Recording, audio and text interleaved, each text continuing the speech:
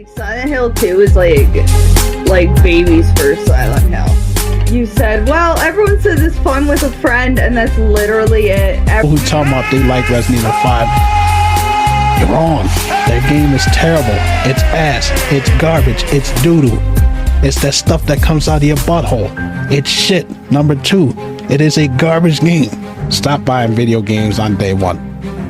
Stop buying them on day one launch, because these games are most likely buggy as all hell. Rockstar does the same thing where you can, like, Steam, you purchase something on Steam, and then you try to open it, and it's like, oh no, you need this other third-party launcher. And it's like, what? And earlier, in Resident Evil 1, where Chris laughs at Wesker, and he's like, Wesker's like, Chris, stop it. Joined by the illustrious, smart, and laid-back Kelsey Fearless. Today, good morning, good afternoon, what's up, everyone? Good night to everyone around the world. I am your favorite neighborhood beard bro, Mr. Kennedy, and I am joined once again by the lovely, beautiful, smart, and laid-back Kelsey Fearless. How are you today? Oh, thanks, Ken. I'm great. How are you today? Other than the ridiculous weather outside, it's 96 degrees out there. Oh, yuck. I'm pretty good. This is a special episode of Hot Takes, even though it is episode 5. We had to do it on a Monday because Kelsey she was not feeling very well last night. So, yes, all them people that were messaging me, we're here. Yeah, we're here. We're here. You can't stop the podcast. I know that's right.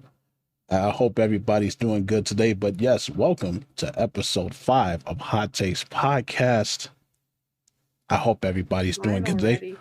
We have pretty soon, we're gonna be having a birthday girl coming up soon. It's true. It's true. That's true. It is. Yeah, Kelsey. We got almost less than 2 weeks now. Yeah, Kelsey's birthday is coming up, and we're gonna be having a big birthday stream for her on episode 6, which is the 9th, literally the day after her birthday. So make sure you guys come by so we can celebrate her. Oh, I can't wait. I'll have a party hat. I hear that, and we will definitely have some fun today. We don't have any announcements today because everything is pretty much same old. I'm still fighting with Apple Podcasts. I may just pay them and just call it a day. I'm trying to get the podcast up there. Man, they're still giving you trouble, eh?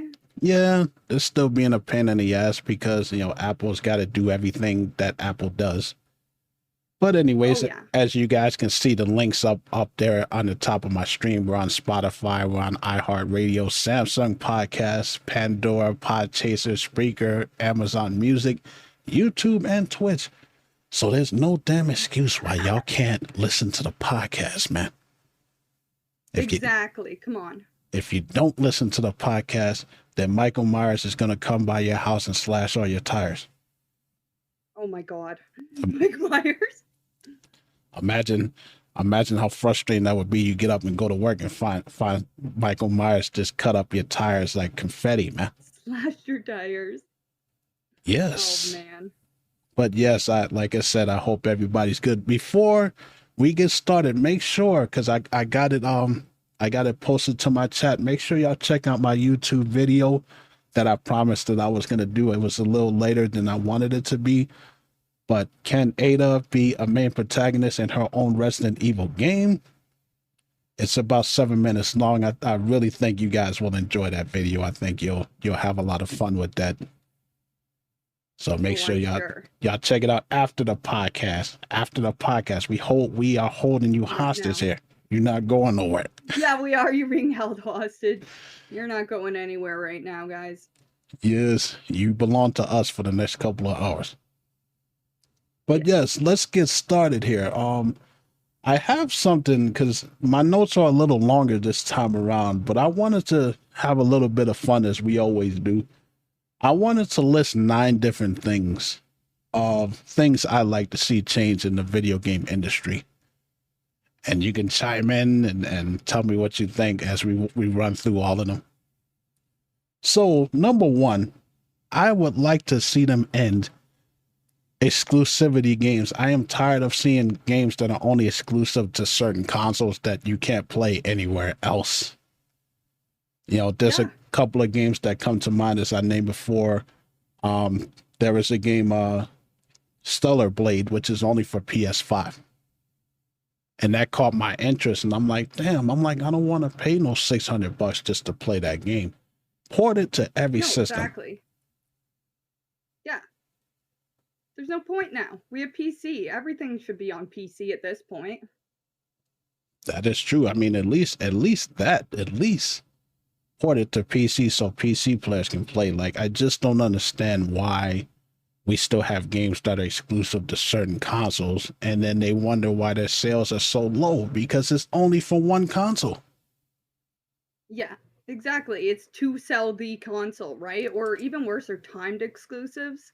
I almost feel like that's worse. I feel like they're preying on people's fear of missing out, like their FOMO, because you get to see all your console friends playing a game, and you're like, oh, well, I gotta wait like 1 to 2 years till it comes out, right? Yeah, that's true. But at least with timed exclusives, at least you know it's coming to the console.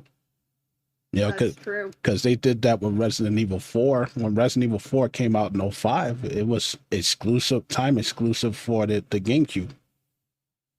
Which is amazing, and now it's on everything. Yeah, even on mobile phone, which is another story in itself.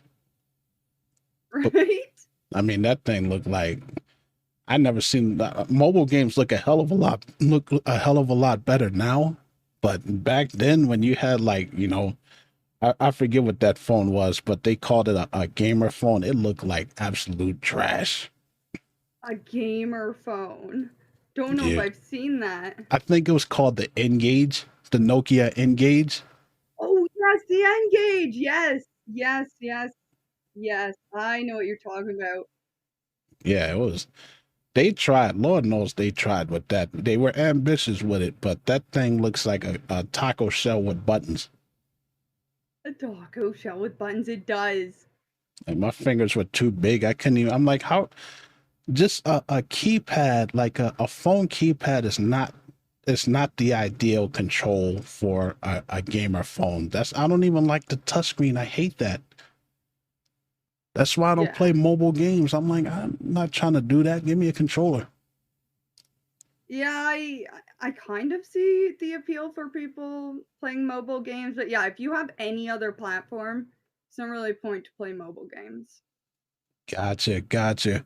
Number 2, we need more crossplay.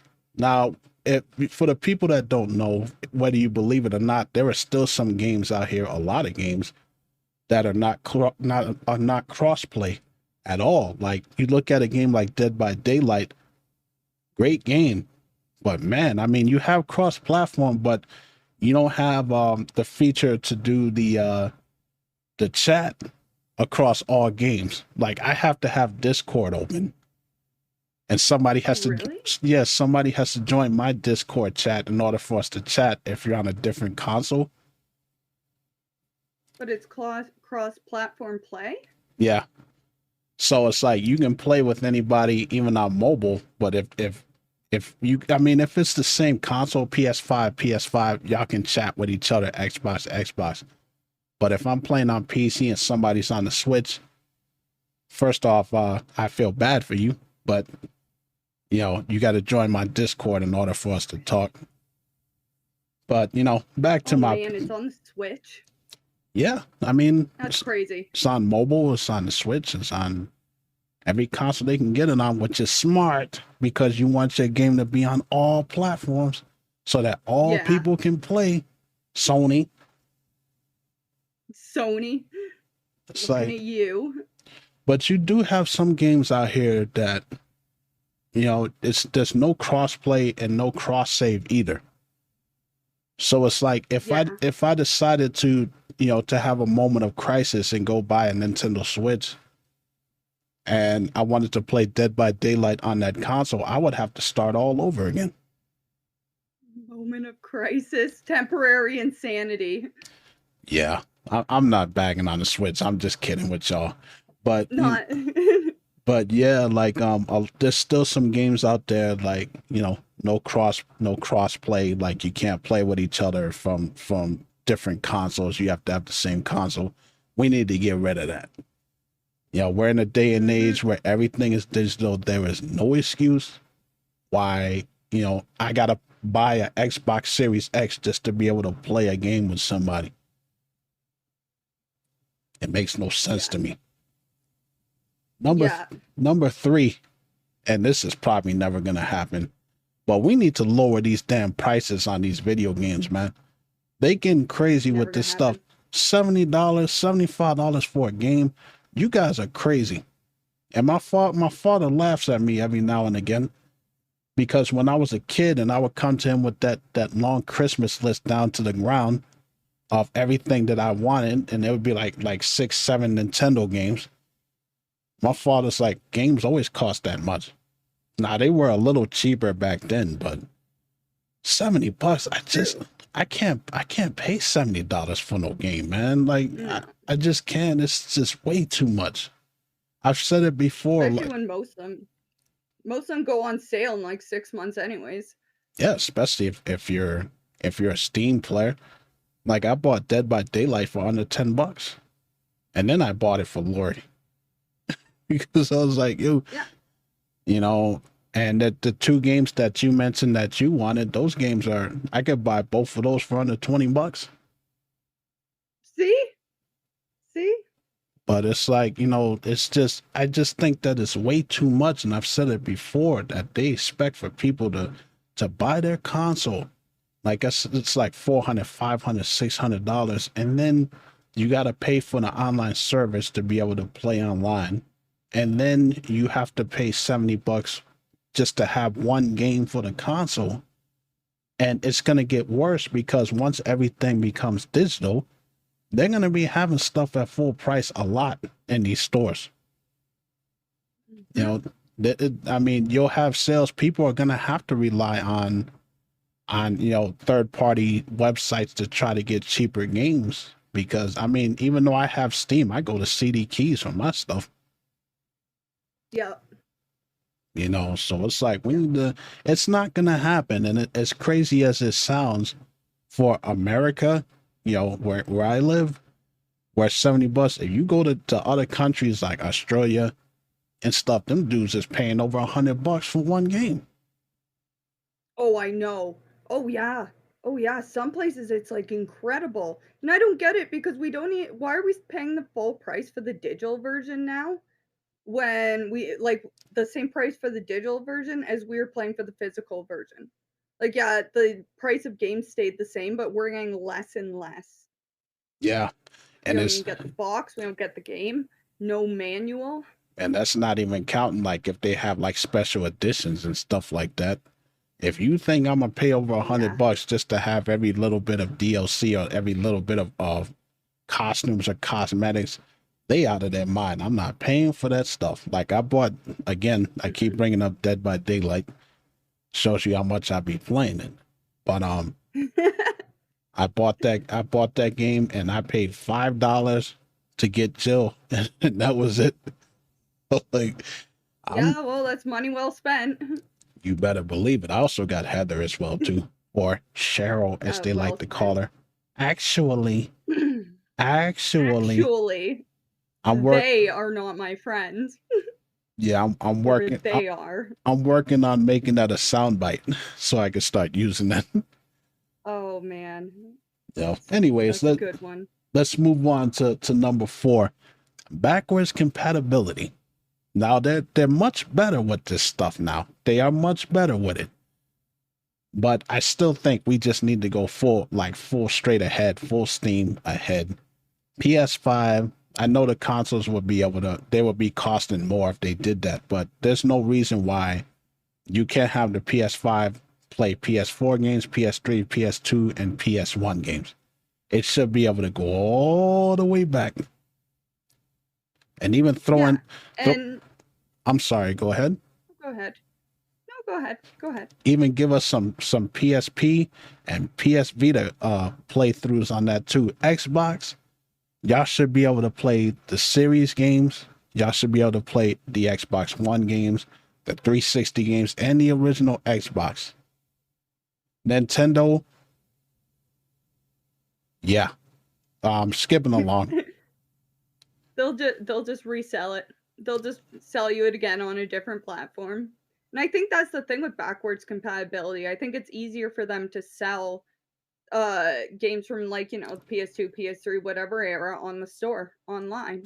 But it's all software. Like, you literally got people who made emulators that can play this stuff. There's no extra hardware they're gonna have to put with this stuff. They can literally just put emulators in clouds and stuff, like not cloud service, but emulators of software so that people can just play these games. Yeah. Give people bang for their buck. I mean, you know how cool it would be to go back and to load up Devil May Cry 2, not 2. What the hell am I talking about? Devil May Cry 2 is garbage. Devil May Cry 3, on the PS5, that would be cool instead of having to buy everything all over again. But they make you buy it all over again. Yeah. Instead, they just, won't change. We'll just do a collection and then we'll make you pay $50 for it because you're a sucker and we know you want it. Yes. It's like, we still got your money. Anyways, let's move on to number 5 here. Less remakes. Now, everybody's still going on about this. They want the Code Veronica remake, which I'm happy to receive that. That's fine.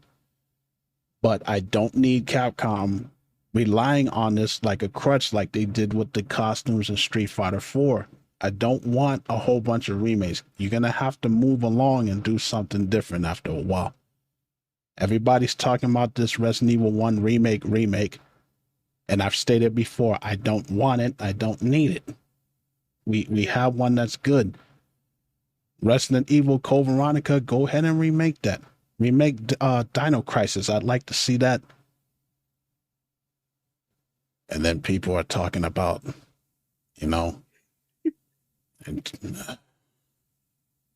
they're talking about remaking Resident Evil 5.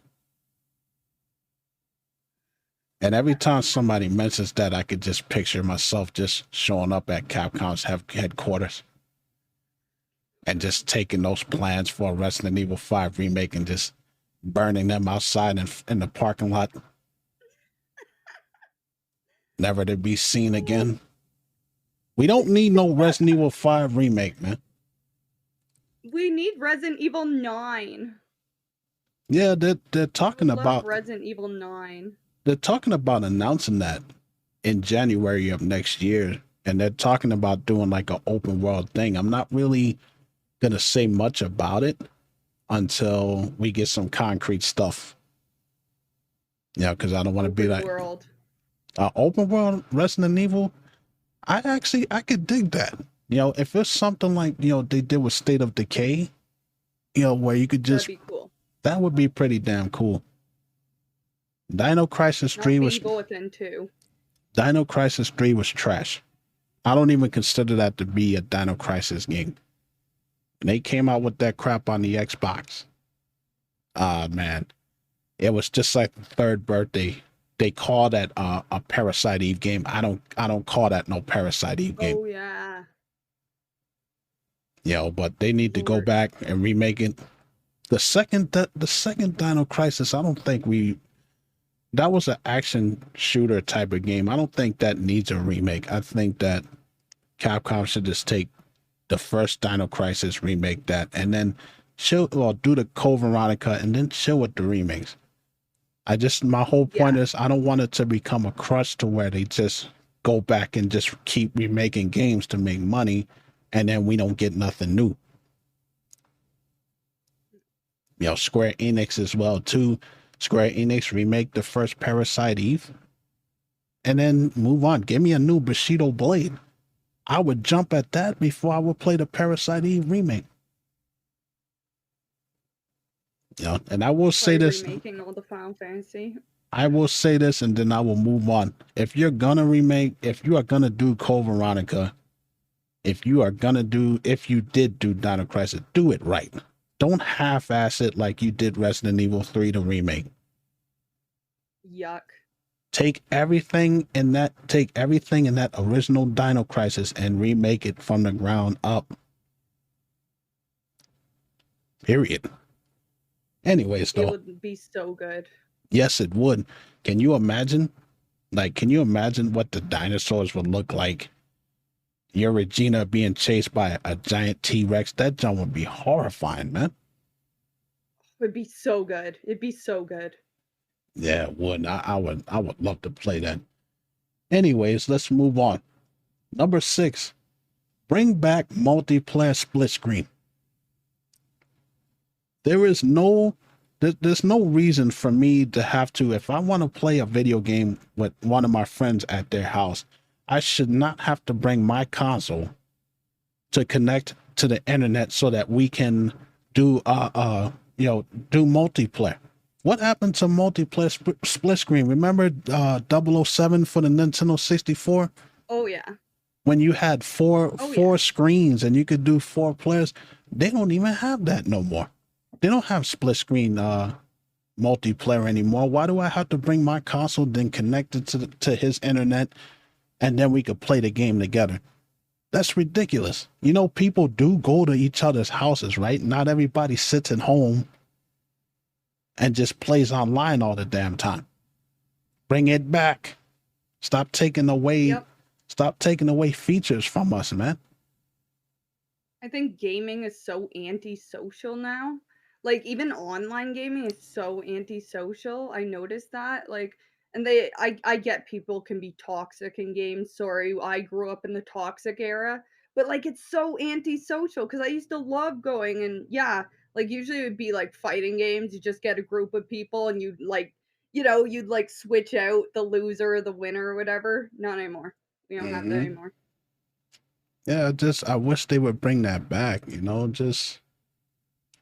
they're taking away features, and I'm the type of guy that I just don't like stuff to be removed. Give me all of the features and all of the choices that I want. Don't just take stuff away. It's irritating. All right, let's move on. Number 7, no more paying for services to play online. It's already bad enough that a lot of us pay $40, $50, $60 to have internet. Why do we have to pay for a service on your console just to be able to play online? That's just cheating people. We already have the online service. But you got to pay for the Sony, whatever the hell that thing is called. You got to pay for the Xbox Game Pass, and then you got to pay for Nintendo's crappy $25 a year service. It's only $25. I know people are going to say that. Stop being cheap. Stop being a cheap ass. That's not the point, you dumbass. Principle. That's not the principle of the situation. Exactly. Yeah. Again, it's just another thing that they tacked on that it's irritating. We shouldn't have to pay for that. The only game that you don't have to deal with that with is Fortnite, but give me a damn break. I mean, our people, look, Fortnite's a cool game and all that, but damn. How many people are clamoring, if you're just getting the Nintendo Switch, I'm going to download Fortnite so I can play online. No. Oh, okay. Just... It's true.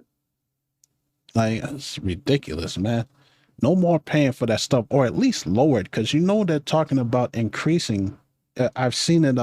They increase Netflix, and I just believe that it's going to be like a snowball effect where they're going to just start increasing all these prices on these online services and stuff. Hulu did it already. What's the other one? The Disney Plus, which who the hell buys that anyways? But the Disney Plus. You have they're just increasing prices. Don't be surprised when the gaming consoles start doing that stuff, and PlayStation ups their price, and Xbox ups their price, and Switch up. Oh, You know what? That's actually, I was just reading that might happen for the Game Pass because of Call of Duty. I forgot about that. I read an article that Microsoft was thinking about increasing the price of the Xbox Game Pass to accommodate the fact that they were going to put the new Call of Duty on it. So it's happening, Ken. It's happening. Does it look like I give a flying crap about Nope. Call of Duty? Nope. What? But that's punishing all these people just for that. But what, like, what does having Call of Duty have to do with them increasing their online service price? Like, what does one have to do with the other? I think it's because they add games on release. Like, they'll add it on release to Game Pass, and I think they're bleeding money that way at this point. I think that's what's happening is games come out and they immediately go to Game Pass, and then yeah, they're like bleeding money. No one's making any money. So I think that's what is happening. So But like, come on. screw over the gamers because of that. They need to figure out Mhm. other standards and practices to make money. That's what a business does, not bleeding money from your consumer. You know, because it's going to get to a point. Microsoft. It's going to get to a point that if they keep doing that stuff, people are just not going to be able to afford it, and then you'll lose money anyways. Mhm. Which I So, think is probably what they're thinking, right? no, But now they're losing money. they're just thinking about, they're just thinking about, hey, they think we're dumb, and they think we're just going to buy whatever the hell they put out, which is a lot of people would do. But this is why I keep saying, vote with your wallet. Tell these guys, no, I'm not going to pay for this crap. I'm only going to pay for what the hell you give me, what I asked for. But you got people that live and die by these companies. Sony, you would think Sony like freaking gave birth to them and took care of them their whole entire life and stuff like that. I'm like, dude, it's a logo. Chill. You say something about Xbox, people come at you with pitchforks. Oh man, you don't know what the hell you talking about, man. It's like you a neckbeard, man. I'm like, damn, at least I can go facial hair, bro. You got patches missing all over here and stuff. And Nintendo, I'm not even gonna get into that one. No. A lot of blue-haired people right there. I'm like, man, you just chill. I'm like, yo. I'm like, you think people like this what is it? Tribalism is what I'm thinking about. It's just like wrestling fans. Like just a quick tangent. Wrestling fans, you say anything about WWE? Holy crap. You would think that you cursed out their mother or something. You say something about AEW, here they come with their freaking skinny jeans and stuff, wanting to freaking jump on your case. Chill out. I criticize every single thing. Anytime, if it's Sony, I don't care if it's Microsoft, I don't care if it's Nintendo, I don't care if it's PC, I don't care if it's mobile, I don't care if it's a damn toaster. If it's cheating us, I'm gonna say something about it because it's not right. Right over. Someone's gotta. Most people are just quiet. Most people are, though. Most people just totally accept it. Just take it. They're like, oh, okay. I'm supporting the company. I'll help them make better games. Meanwhile, they're getting screwed all the way down. Yeah, that's true. And the thing is, if you don't say something and you keep paying for this stuff, it's going to tell these companies that it's okay to do this stuff. That's why they're cutting content out of the game and reselling it to you. That's why we have DLC now. People got to stand up and they got to be like, yo, I'm not dealing with this stuff, man. Anyways, sorry to go off on that tangent, but I know that's why we're here. Yeah, I know y'all love when I go off on one of those tirades, especially about Resident Evil 5. Mm-hmm. Anyway, let's move on. Number 8, we got 2 more left. Number 8, I like to see more imports from other countries. When I was growing up and I was, the PlayStation was ruling the world and you had Dreamcast and all of that. Also Sega Saturn, criminally underrated system. We had imports from Europe. We had imports from Japan. Like there's a lot of games that people, a lot of games that are out there right now that people don't even know exist. And even back then, when I tell people, yeah, I got Cowboy Bebop for the PlayStation, they didn't even know that Cowboy Bebop had a game. I I'm didn't. I'm like, well, yeah, it's a flying simulator because go figure. But I'd like to see them import more games and not just have region locked on everything. I want to be able to reach out and to get any game from Japan or from Europe or even up there. So that's what I like. I like to see them get rid of, bring in more imports so that we can have more options. More options is always better. What do you think? Are there any games outside of countries that you would like to get your hands on? Oh man, I honestly I can't think of any because most of the ones that I want, I'm trying to think. Um but one of the big issues I have is a lot of different things are region locked, uh, or they're platform locked. And I noticed that when I was playing, what was it? Fatal Frame. And I was learning that like the different modes, like you had to go through battle mode and everything. In the European version, you just get it. It's just there. It's just unlocked, and it's like changes like that. I I'm I'm not a fan of, but it would be really cool, like especially, like Japan exclusives because they're usually made for a Japanese audience, whereas you have games like Resident Evil and Silent Hill, horror games made for an American audience. The guy who was talking to this made nostalgia, just like how in the OGs, like Silent Hill doesn't have Japanese voice acting because it was made for America. Imagine if it had Imagine Silent Hill with Japanese voice acting though. Oh, I would have loved it, considering I watch anime Oh yeah. only in Japanese. I do not watch dubbed. Yeah. But if you're an anime fan, I mean the Japanese imports are what you want to go for. If you want to play the Gundam games and Sailor Moon, which I have up here, I may play that one of these days. The arcade game from 1995, beat 'em up style. That game is hard as hell.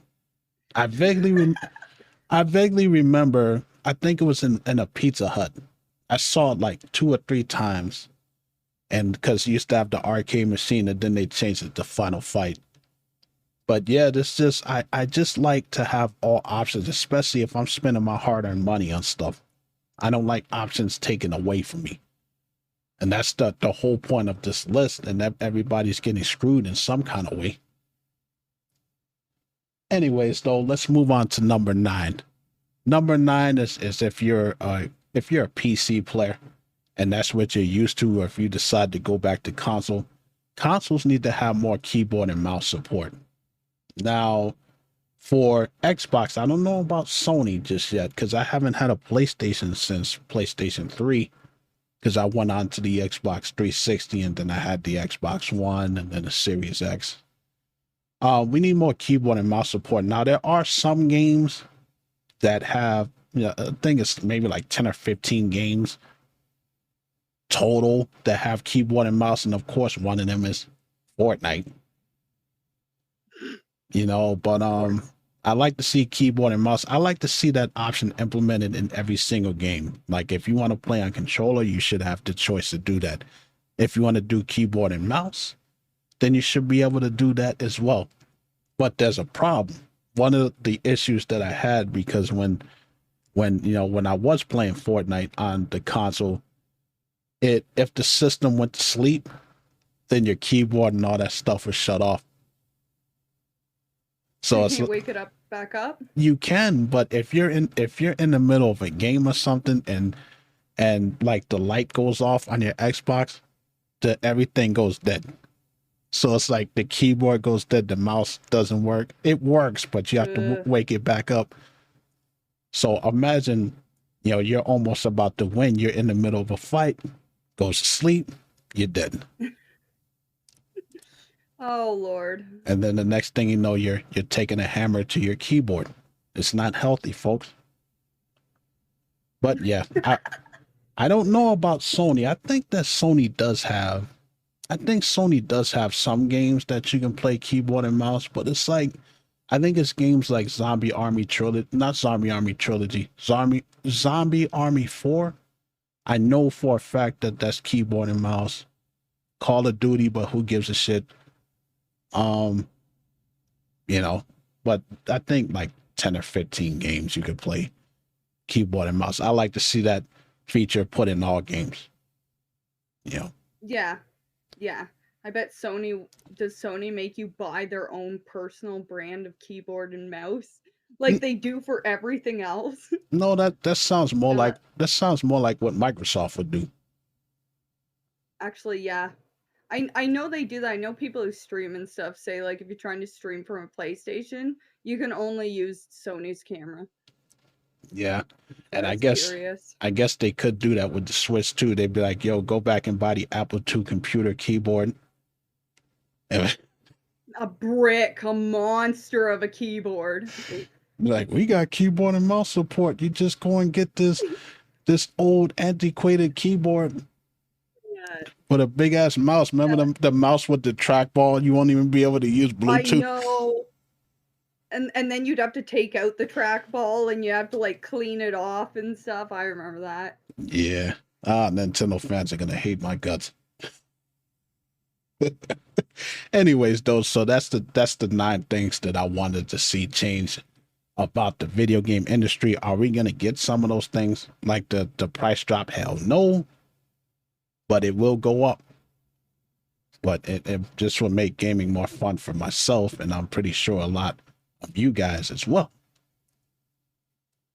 Anyways, let's move on here. Speaking of video games, since we're on that topic, we just got another Prince of Persia game. And it's not the one that I was hoping that we would get, but it's another Prince of Persia game. It's called The Rogue Prince of Persia. It will be made by the same team that did the Dead Cell games. And I know that some of you guys have played that, and it does sound like a cool concept, but it's not the Prince of Persia game that I wanted, because they announced back, I believe it was January 21st, 2001, that they were going to be remaking Prince of Persia Sands of Time, which was on the PS2 and then later on the PS3. Yeah. And they announced that they did a trailer. I haven't seen anything on that game since. Did they cancel it? Or is it still like in development hell? I don't know. Like I've been looking, trying to keep up with it. They came out with 2 new Prince of Persia games. They had the one before this, which tanked. You know, it didn't do too well. And then they got this one coming up. I haven't heard a damn thing about Sands of Time. And that's the one that people wanted. I can't tell you how excited I was to see that. Sands of Time is one of the best games that the PS2 ever had, and PC as well too, being able to travel back and forth through time and stuff. And I just thought that was a cool concept, but we're getting this one. So if you're a fan of the Dead Cell games, you may like this. So, you know, check it out. Just thought I would let y'all know. Not the same. Yeah, Still it's being just made. Okay, good. it's just not I mean, if it's still being made, I mean, it's been 3 years. Come on now. It's been 3 years. Either they put it on the back burner because they're getting ready to come out with this new I don't even know if they still, the same company still makes the same thing. Because I know that they put Prince of Persia on the back burner to do the Assassin's Creed games, which I had absolutely. We don't need more. Now, I will say the new one, that's, you know, where you're a samurai and a ninja, that did catch my interest. It's set in place in feudal Japan, because I love stuff like that. I love, you know, samurai, kunoichi or shinobi, anything like that, where it's a game like that, or you know, watching an anime or watching movies. I love stuff like that, so I may try it. And now it's time for me to bag on Microsoft, because Here we go.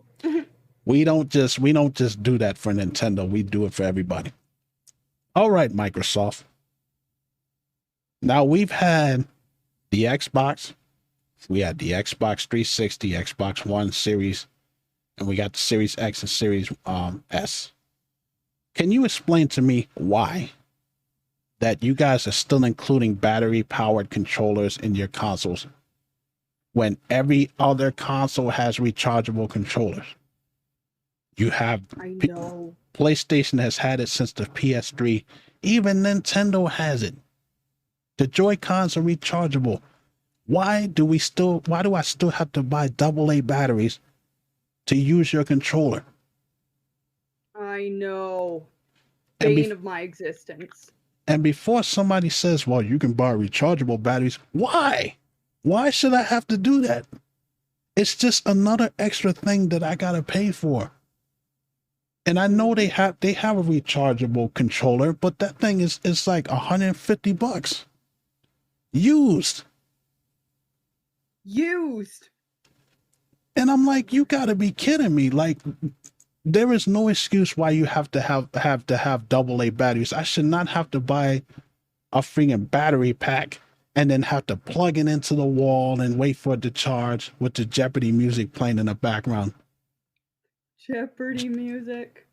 And I'm just glad that I'm on PC now, because I'm like, man, you know, that you got to get with the times, man. I know I bag on Nintendo about this stuff, but Xbox, come on, man. Just the next system, the next Xbox system, I want you to include a rechargeable controller, even if you have to charge a little bit extra money. That's all I'm asking, please. Because I have the controller here, and I got freaking what, eight rechargeable AA batteries that I keep plugged in over there. Because when it dies, say, oh, my controller's gonna die. Let me run over here and get the batteries. Why? It's just extra money that you shouldn't have to pay. That's all I'm saying. That's all. I should just be able to like plug it into my computer and have it charge or whatever, and then unplug it again. Yeah, I'm really thinking about. I mean, I don't even use controller that much, anyways, except for Dragon Age Inquisition. And then I used it for Resident Evil Remake, and then I think I used it for WWE 2K23, because keyboard and mouse is freaking awful. It's awful for those 3 games. And I'm really thinking about just going to get a PS5 controller. And the only reason why I even have this one is because I got it free, because I used to work for EA security over there. So they just gave it to me free. They just gave you one. That's a pretty slick deal. But yeah, I think that all the time. I'm always fighting myself over getting a PlayStation controller. Yeah, it seems way more convenient at this point.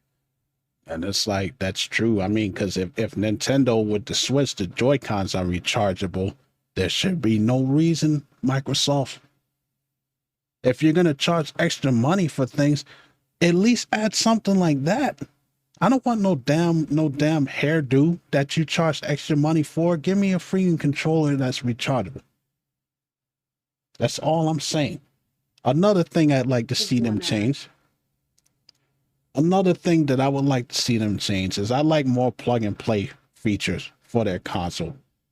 If you look at the Xbox Series or the Series X, the USB is exactly what it is. It's just a USB port. You plug stuff in, you could charge your phone for people who still do that. You know, you could plug the controller in and stuff like that. But what I mean by plug and play is I should be able, if you have a USB feature, you should be able to just plug in any microphone that you want to. Sony, you can do that. You use? No, this microphone does not work. Even though it is connected XRL, but it has a USB feature as well too. You can't plug and play microphones into the Xbox. Trust me, I tried. That's one of the reasons why I moved on to PC, because I wouldn't have been able to use the short MB7 microphone I got. Couldn't use my mixer. Can't even use the Stream Deck without getting a whole bunch of crap that you have to do to backdoor your way in. At least with Sony, they have a little bit more leeway. You can plug this microphone directly in, and you can use this mic with some headphones. Xbox, they explained it that their USB ports are simply just to power things like I said, your controller, if the batteries are dying or you need to charge your phone. I would like to see them change that.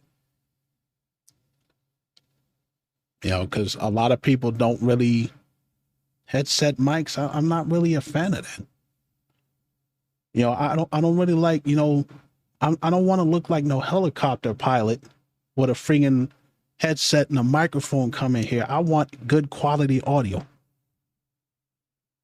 I'm a stickler for that. So just give us more of that feature, you know?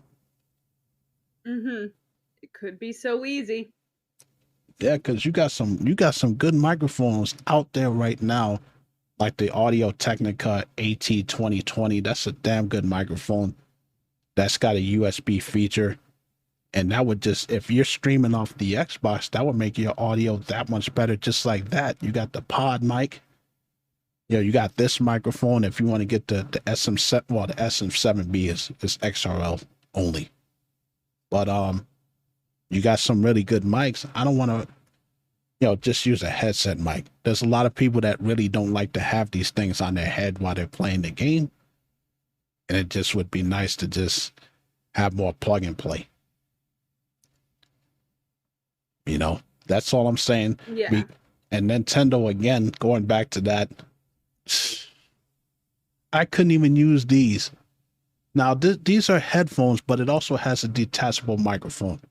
I couldn't even use this on the Switch.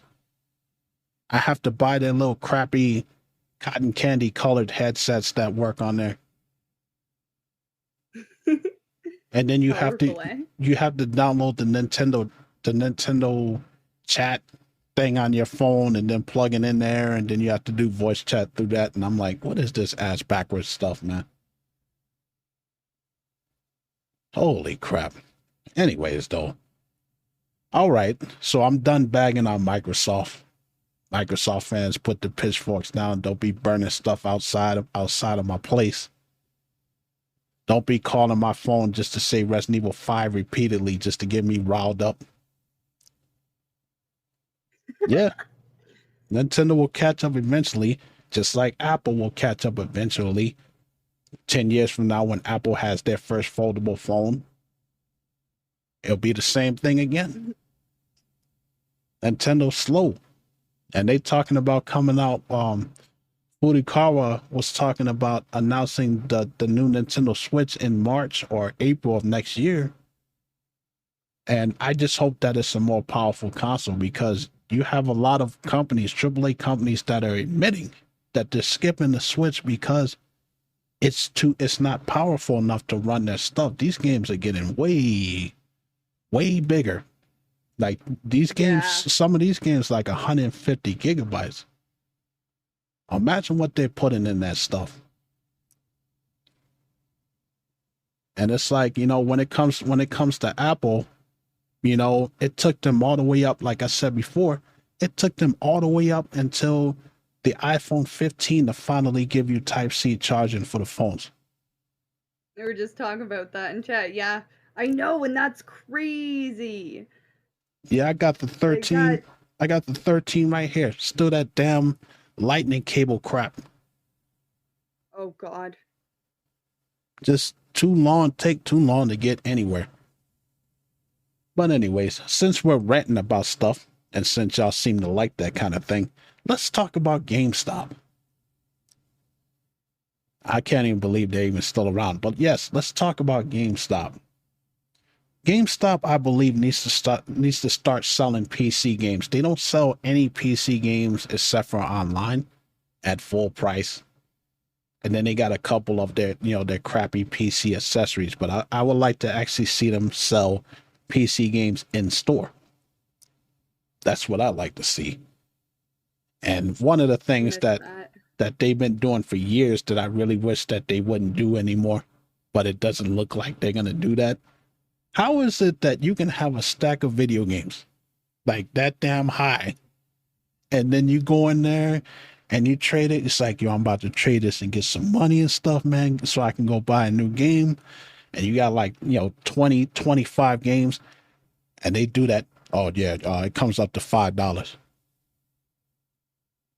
remember that. And Many times in my life. I'm like $5. I'm like, do you know how much I paid for all these damn games?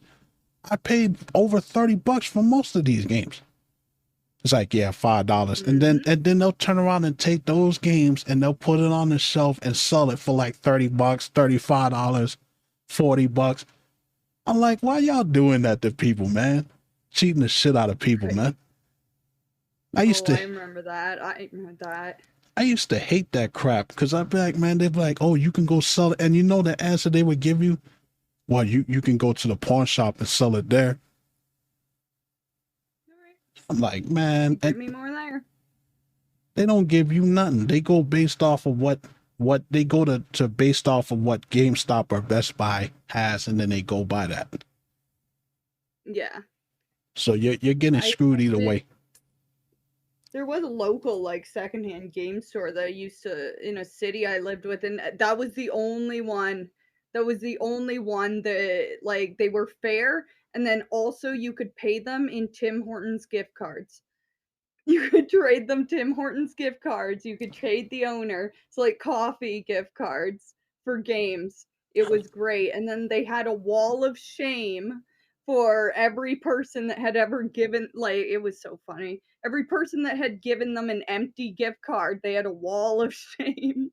It was an honor system. I don't want no damn coffee gift cards, man. I'm trading games. No, you trade him with it. You buy him it and he'll take it. He'll take it. It's just like a normal thing here that people give you Tim Hortons gift cards for like gifts. Like it's it's such a thing. So yeah, you take a stack of them and you go in and be like, I'd like that game. Here you go. Have some coffee. Oh, I would. I mean, man, I don't want no coffee, man. You like that coffee? Dude drank coffee. His name was Bluebeard. Had a legit dyed blue beard, and I'm telling you, that dude drank coffee like by the boatload. So I get that. Yeah, I heard that. I heard that they named JavaScript after him. That guy was tweaked. But yeah, I would like to see them. I mean, I don't think physical games is going to be a thing that much longer, anyways. And what's going to end up happening when we go all digital? You just know that the guys that do have physical copies on eBay and Amazon, you know they're going to be selling them for ridiculous prices. Oh yeah. Do you know that a physical copy on PC for Silent Hill 3, there's a guy selling it for like $500? Oh yeah. Oh yeah, it's a scam. And I love it. It's like my physical big box copy of Silent Hill 2, people are selling it for thousands, and I'm like, it's not worth that much. I'm like, it's not worth that much. It's not. Really not. And I really like Silent Hill 3, but I could think of 500 good reasons why I wouldn't spend $500 on that game. It ain't happening, Captain. I'm just not paying that much for no game. I'm not even paying over $100 for a game. It's ridiculous. It's just everywhere you look, somebody got their hand out trying to screw you, man. You got to pay this extra amount here, pay this here. That's what happens when games are no longer made or funded by people who play games. Yeah. And this is why I'm saying right now, if you are an indie game developer, this is your chance now to take over the industry. This is your time. If there was ever a time, because AAA companies are suffering right now. They don't really have much going on.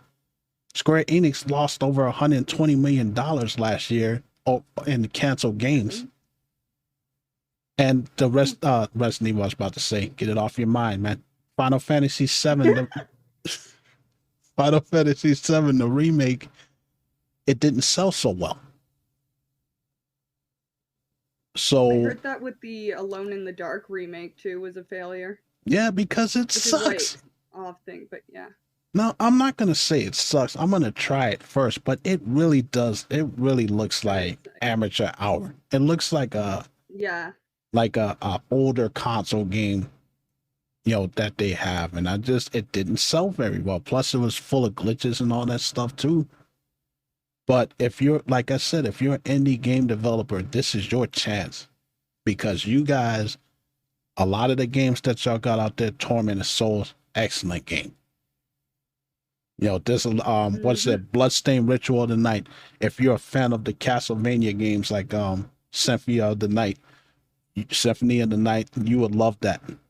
You know, this is your chance to finally get your work out there because people are gonna start turning to you guys for good quality games. Oh, that's where we're at now. At least, like I find so many good indie games, and it's almost like you almost can't even tell now, like who made what. That's true. These guys and women are working hard, and I can't wait to see. I'm more excited for Tormented Souls 2 than I am for anything coming out from AAA. Yeah, I really don't have much of an interest of anything. I mean, State of Decay 3, I guess you can say, but that's not until 2000, what, 26, 2027 when they're gonna come out Really? with that. They only did one. They pulled a Prince of Persia remake. They had one trailer, which you can make that on the computer, and then I heard nothing else about it after that. I heard nothing else about that game. People are excited for Grand Theft Auto 6. Care.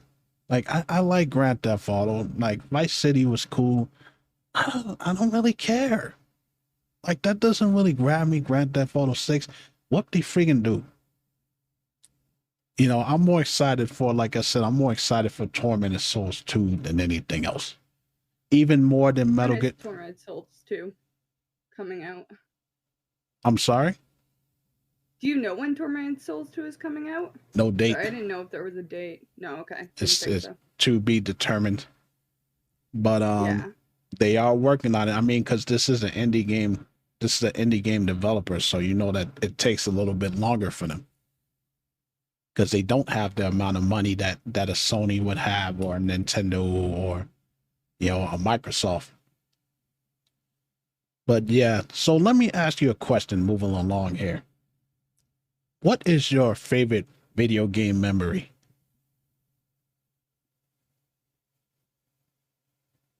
I actually have a few, but most of them are actually from my MMO days. My favorite video game memory, and I bring this up all the time actually, was when I was young and we had had this whole guild and it was like PvP guild. This was back in the day when MMOs were still not soft.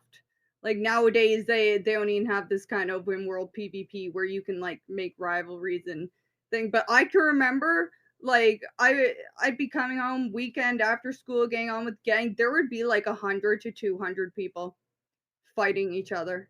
And then I also remember in that same MMO, I can remember this. I can also remember he's actually it's funny to say this. Can also remember saying spending like God like 50, 60 hours farming things for a weapon, and then I got there and I made the wrong weapon.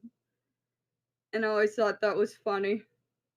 Yeah, I mean, when I talk about video game memories, I'm not talking about like in-game memories. I'm talking about like from your childhood, like a special memory Oh, that you that hold was near my and dear. childhood. I guess. That was just like honestly all through high school, that's what I did. Was just like getting home and playing with friends and stuff. That Nice. is kind of like my childhood memories. It's the best one I had, I think. Got you. My favorite one Yeah. that I still hold near and dear. And I tell my dad about this all the time, but it was when I was a little kid. My cousins would always get consoles before my brother and I could get it. Because my father had to save money to get it. And my cousins, when they would get the Nintendo and Super Nintendo and stuff, they would never let me play because they said I was too small and I was too little. So when the Nintendo, this is my fondest memory. I used to come home crying all the time. Like they won't let me play. They won't let me play. And my dad said, "Don't worry, I'm gonna get you your own one." At night, Christmas 1992, he bought me my first Nintendo, and I remember being so happy that I was running around the house. I was so excited and stuff.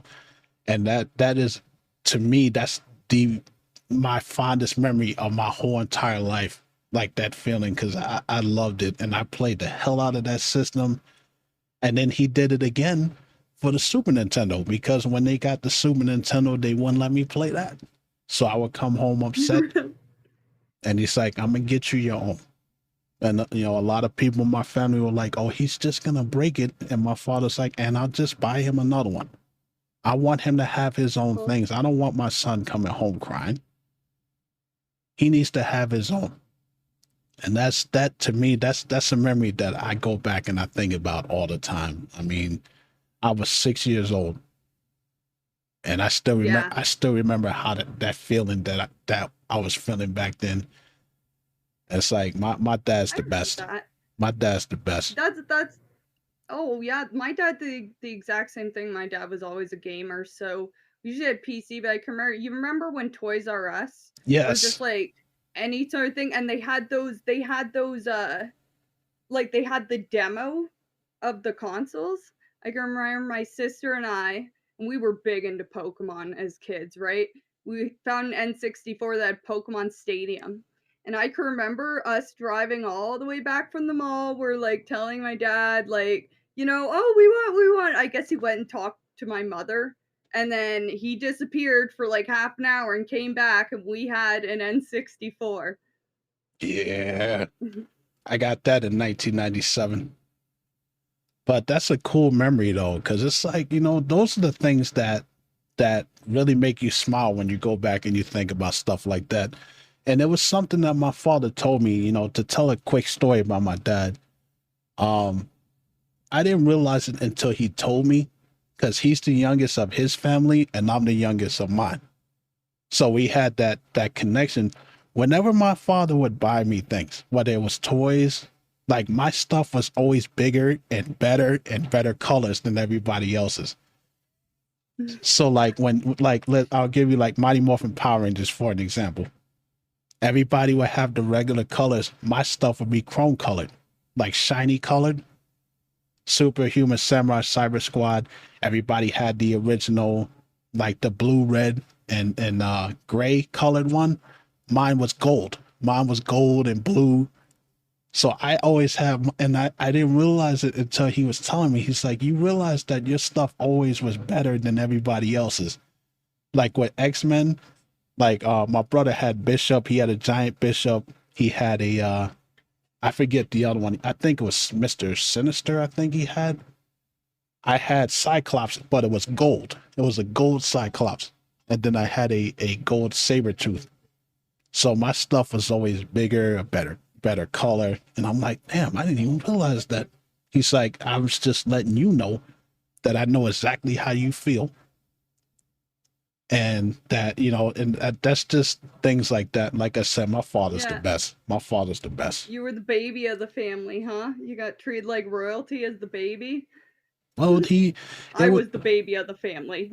it was that connection that we have and we still have because he had it with my granddad because my granddad was the baby of his, well, not the baby, but he was the youngest that was living of his family. So Yeah. they had that connection. My brother had cool stuff too. Like he would have like, you know, like silver and black, things like that. So this stuff was still better than everybody else's, but I just had like limited edition. Like I was the only one that had when they had the giant Ninja Turtles. I think my cousins had Michelangelo, my brother had Raphael, and I had the giant Leonardo, which nobody else had. No Nobody one could else got find it. Leo. So it's like, yeah, Yeah. I like to tell stories about my dad like that. You know, because my dad still to this day is still the best father a man could ask for. And I got something special for him as far as videos go. Something special for him that I'm working on. Oh, huh. Yeah, but those are my favorite video game memories. You know, those are, besides That's the cute. arcade games, because I'll share one more and then that's it. Then we can move on. My father worked for three different arcades. He worked for Mr. Arcade, Sport Time USA, and Super Amusements. So when you talk about some of the best birthday parties a kid could ever have, my brother and I, Oh man. holy crap. he would throw these big birthday parties, and they would bring out that big cake, and we would have like just infinite amount of tokens. They weren't called quarters then, because you had tokens, the gold coins that you had to put in the machine. And we just had free range of everything. He always had tokens, always had them. So like kids used to get mad. He'd be like, man, how come you always get to play the games and stuff? I'm like, cause we cool like that. Like we cool like that. Nah, but in reality, my dad he had tokens all the time. So we had some of the best, like big, elaborate birthday parties. And I'm like, damn. And I look at it now, I'm 38, and I'm like, damn. I'm like, I'd like a birthday party right about now. Right? That's what I'm saying. I can remember she used to take like crazy parties. I remember going rock wall climbing one year for my birthday, and now I'm like, oh no, that's okay. I'll just have my cake and. But Rock wall yeah. climbing, you could not pay me to do that. Oh yeah. Oh, it was fun. I had to be like 7 or 8, maybe. I had to be a kid. I'm not doing nothing that requires my feet to be off the ground. You're a land dweller only, eh? Yep. I am a land person. I remember my parents, I vaguely remember my parents taking me on a roller coaster, and I screamed like an opera singer. You don't like roller coasters, eh? No, I don't. I don't like roller coasters. And I was screaming. I was screaming so high, I think I was bothering dogs that day. Dog whistling. And I was like, I never got on another roller coaster ever again after that. No. That's funny. I was terrified, man. That's funny. But yeah, those are some of my best memories as a kid. There's a lot more, but we're not going to dwell too much on it. Now let's move on, because this is a question that I've always wanted to know, because I haven't been streaming as long as you have. But what do you do? Like, what do you do after you have a bad stream? Like, what's your mindset? Like, what do you do after that? I that's actually, I think one of the things that I always tell myself when I have a bad stream is, like, usually I'll just like chillax, but I try not to beat myself up about it. But the biggest thing I always tell myself is you're not going to remember this stream in like 2 3 weeks. I think a big part of that is because I stream 5 days a week. But like sometimes I'll have a bad stream, especially with internet issues. Nothing nothing winds me up worse than having internet issues. That will ruin my time after stream. I will tell you that right now. Like if I have to end my stream, like say it end right now, we only had an hour. I'm gonna sit here for the next 3 hours being like, well, what am I supposed to do now? What am I supposed to do now? Right? But otherwise, yeah, I do. I don't remember that. And then I also go, well, you know what? My mother probably enjoyed it because my mother watches every stream. She's probably watching right now. Hi, mom. Hey, But Mama yeah, Fearless. yeah. But yeah, you just got to try not to beat yourself up about it because I can sit there and nitpick every single second of a stream. Like Yeah, I hear you on that. For me, I just get extremely embarrassed because it's irritating. Like I'm a stickler for everything. Like my audio has to be on point. I don't want nothing freezing. You know how difficult it was to get through episode 2 because I was so laser focused on my camera not working. Oh, yeah, I get that. I get that. And I was like, I guess I have to go through it anyways. But it's like, for me, like if I have a bad stream, I dwell on it just like you do. I'm like, damn, because I'm thinking about what the audience is thinking. I'm like, man, they probably think I'm amateur hour here. Happens to everyone. Happens to everyone. I was watching a collab between the top 2 Twitch streamers. I was watching a collab, Queso and Jinxie. I was watching a collab between them. I watched them live and in color spend 10 minutes trying to fix the audio in OBS. Happens to everyone. Happens to everything. And yeah, Moo was right. You shouldn't feel embarrassed. I get that too. I once spent 45 minutes trying to figure out why, you know, you know, it happens. But yeah, it totally knocks you off, doesn't it? Like you get knocked off balance as soon as like stuff starts to happen, and you're like, great. That's true. I mean, because when you're live streaming, you're live. Like you can't go back like Hmm. when you're making a YouTube video, like I did earlier. Cheap plug. Check out the video. Can Ada have her own Resident Evil Yeah. video game? Anyways, when you're making a YouTube video, if you screw up, you can just go back and cut it out because you're just recording it. But when you're live streaming and it's just like your audio is all messed up and stuff, first impressions mean everything. Somebody could just be coming into your chat the first time and they'd be like, well, damn, this guy sucks. He has a nice beard, but he sucks. Yeah, but your quality's always been good. And your quality has always been good. Be a little kind to yourself there.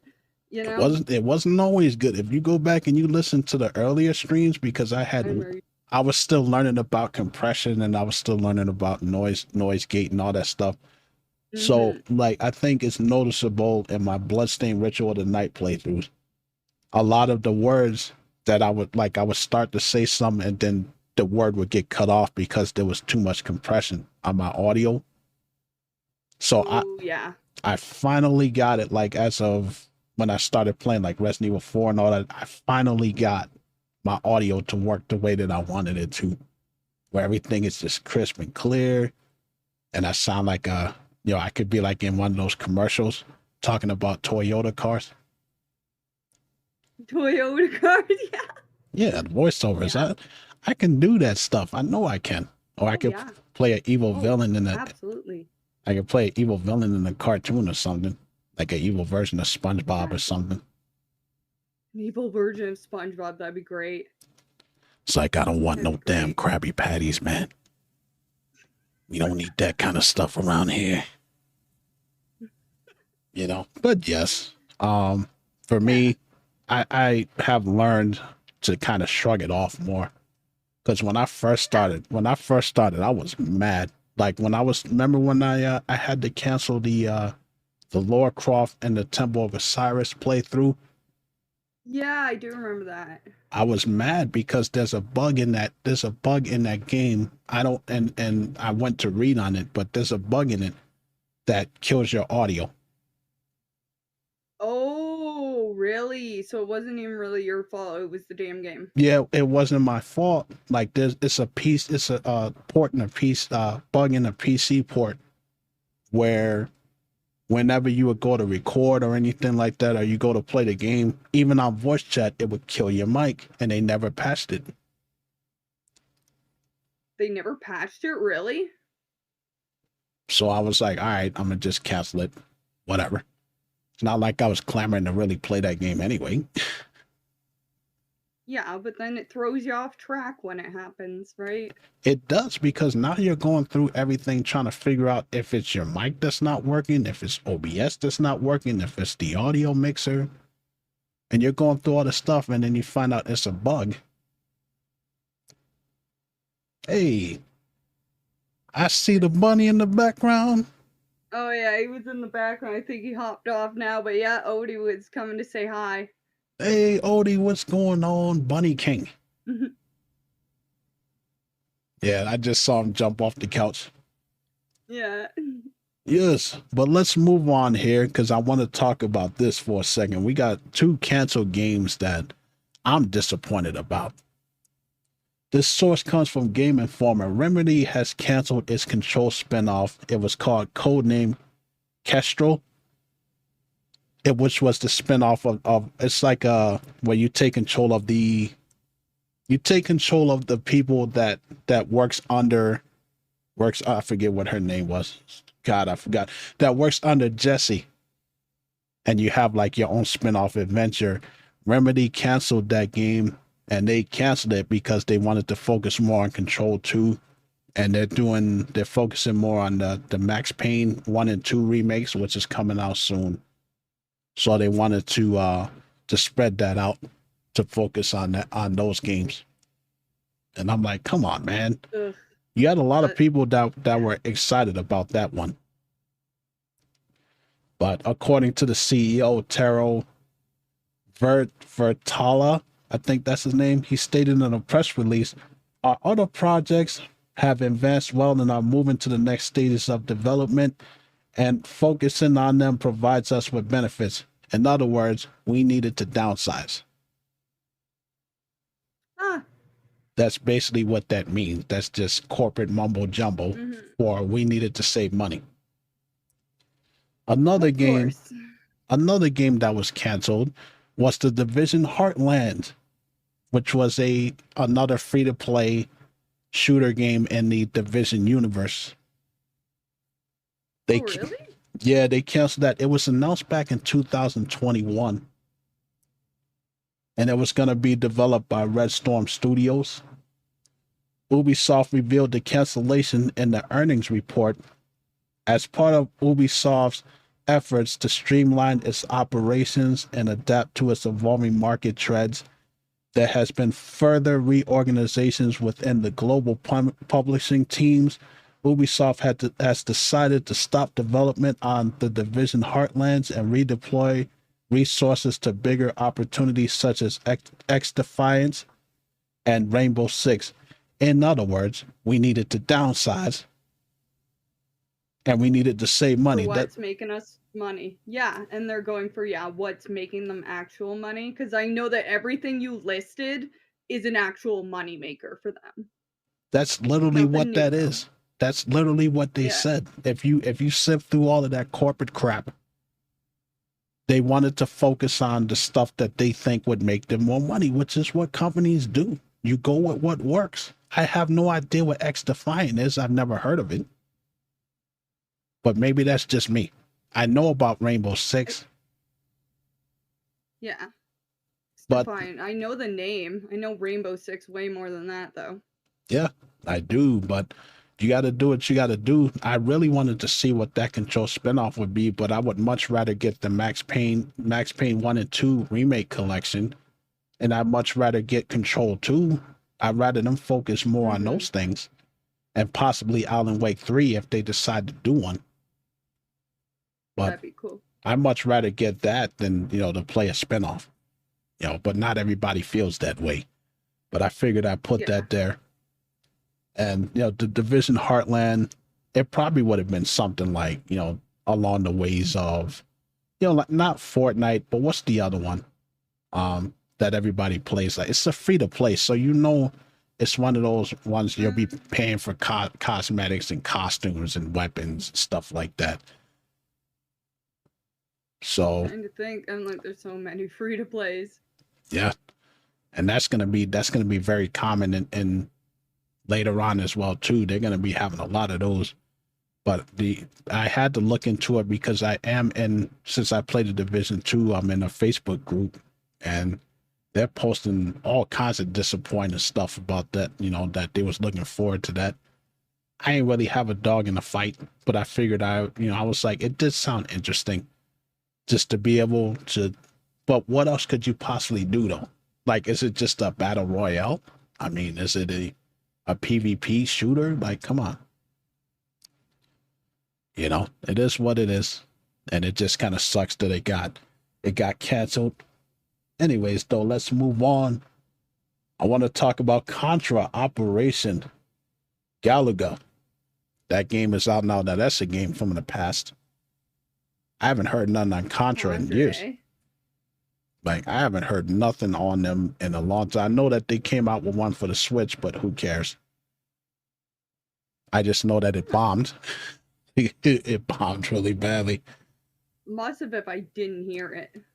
Yeah, but it was released back on February 21st of this year, and it was made by the Way Forward team and published by Konami.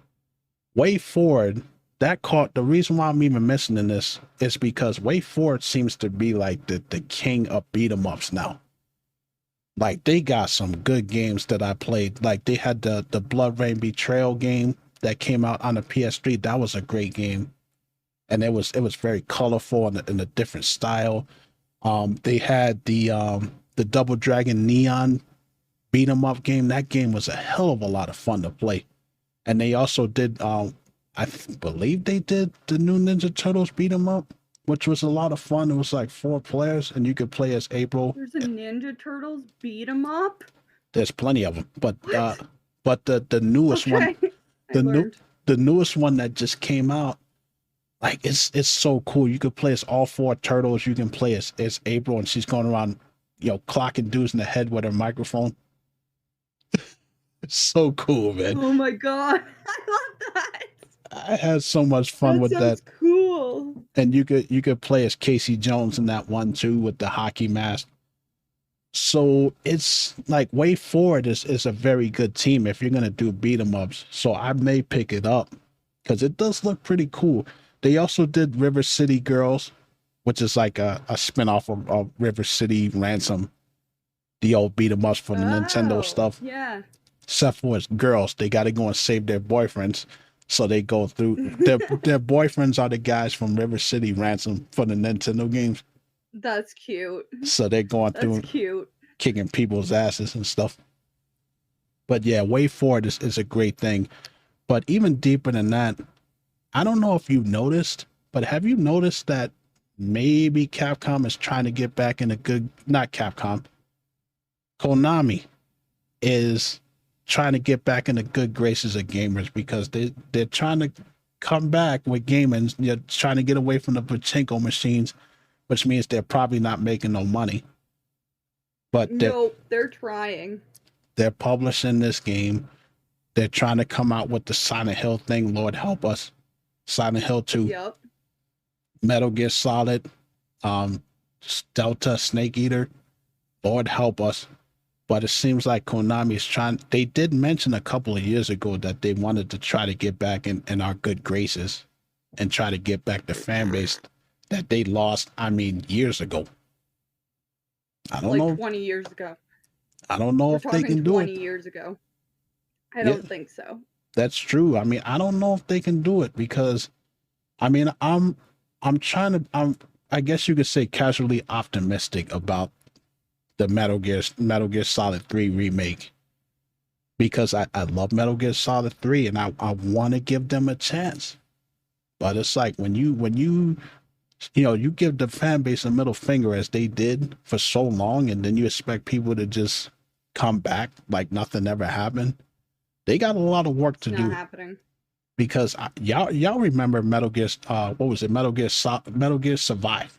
Y'all remember that garbage ass game that they put out after Hideo Kojima left the company, and they just gave us a bland, generic, I guess you can say, not even zombies, but a survival game with people you don't even know, nobody from the Metal Gear universe, and it was just a boring ass game.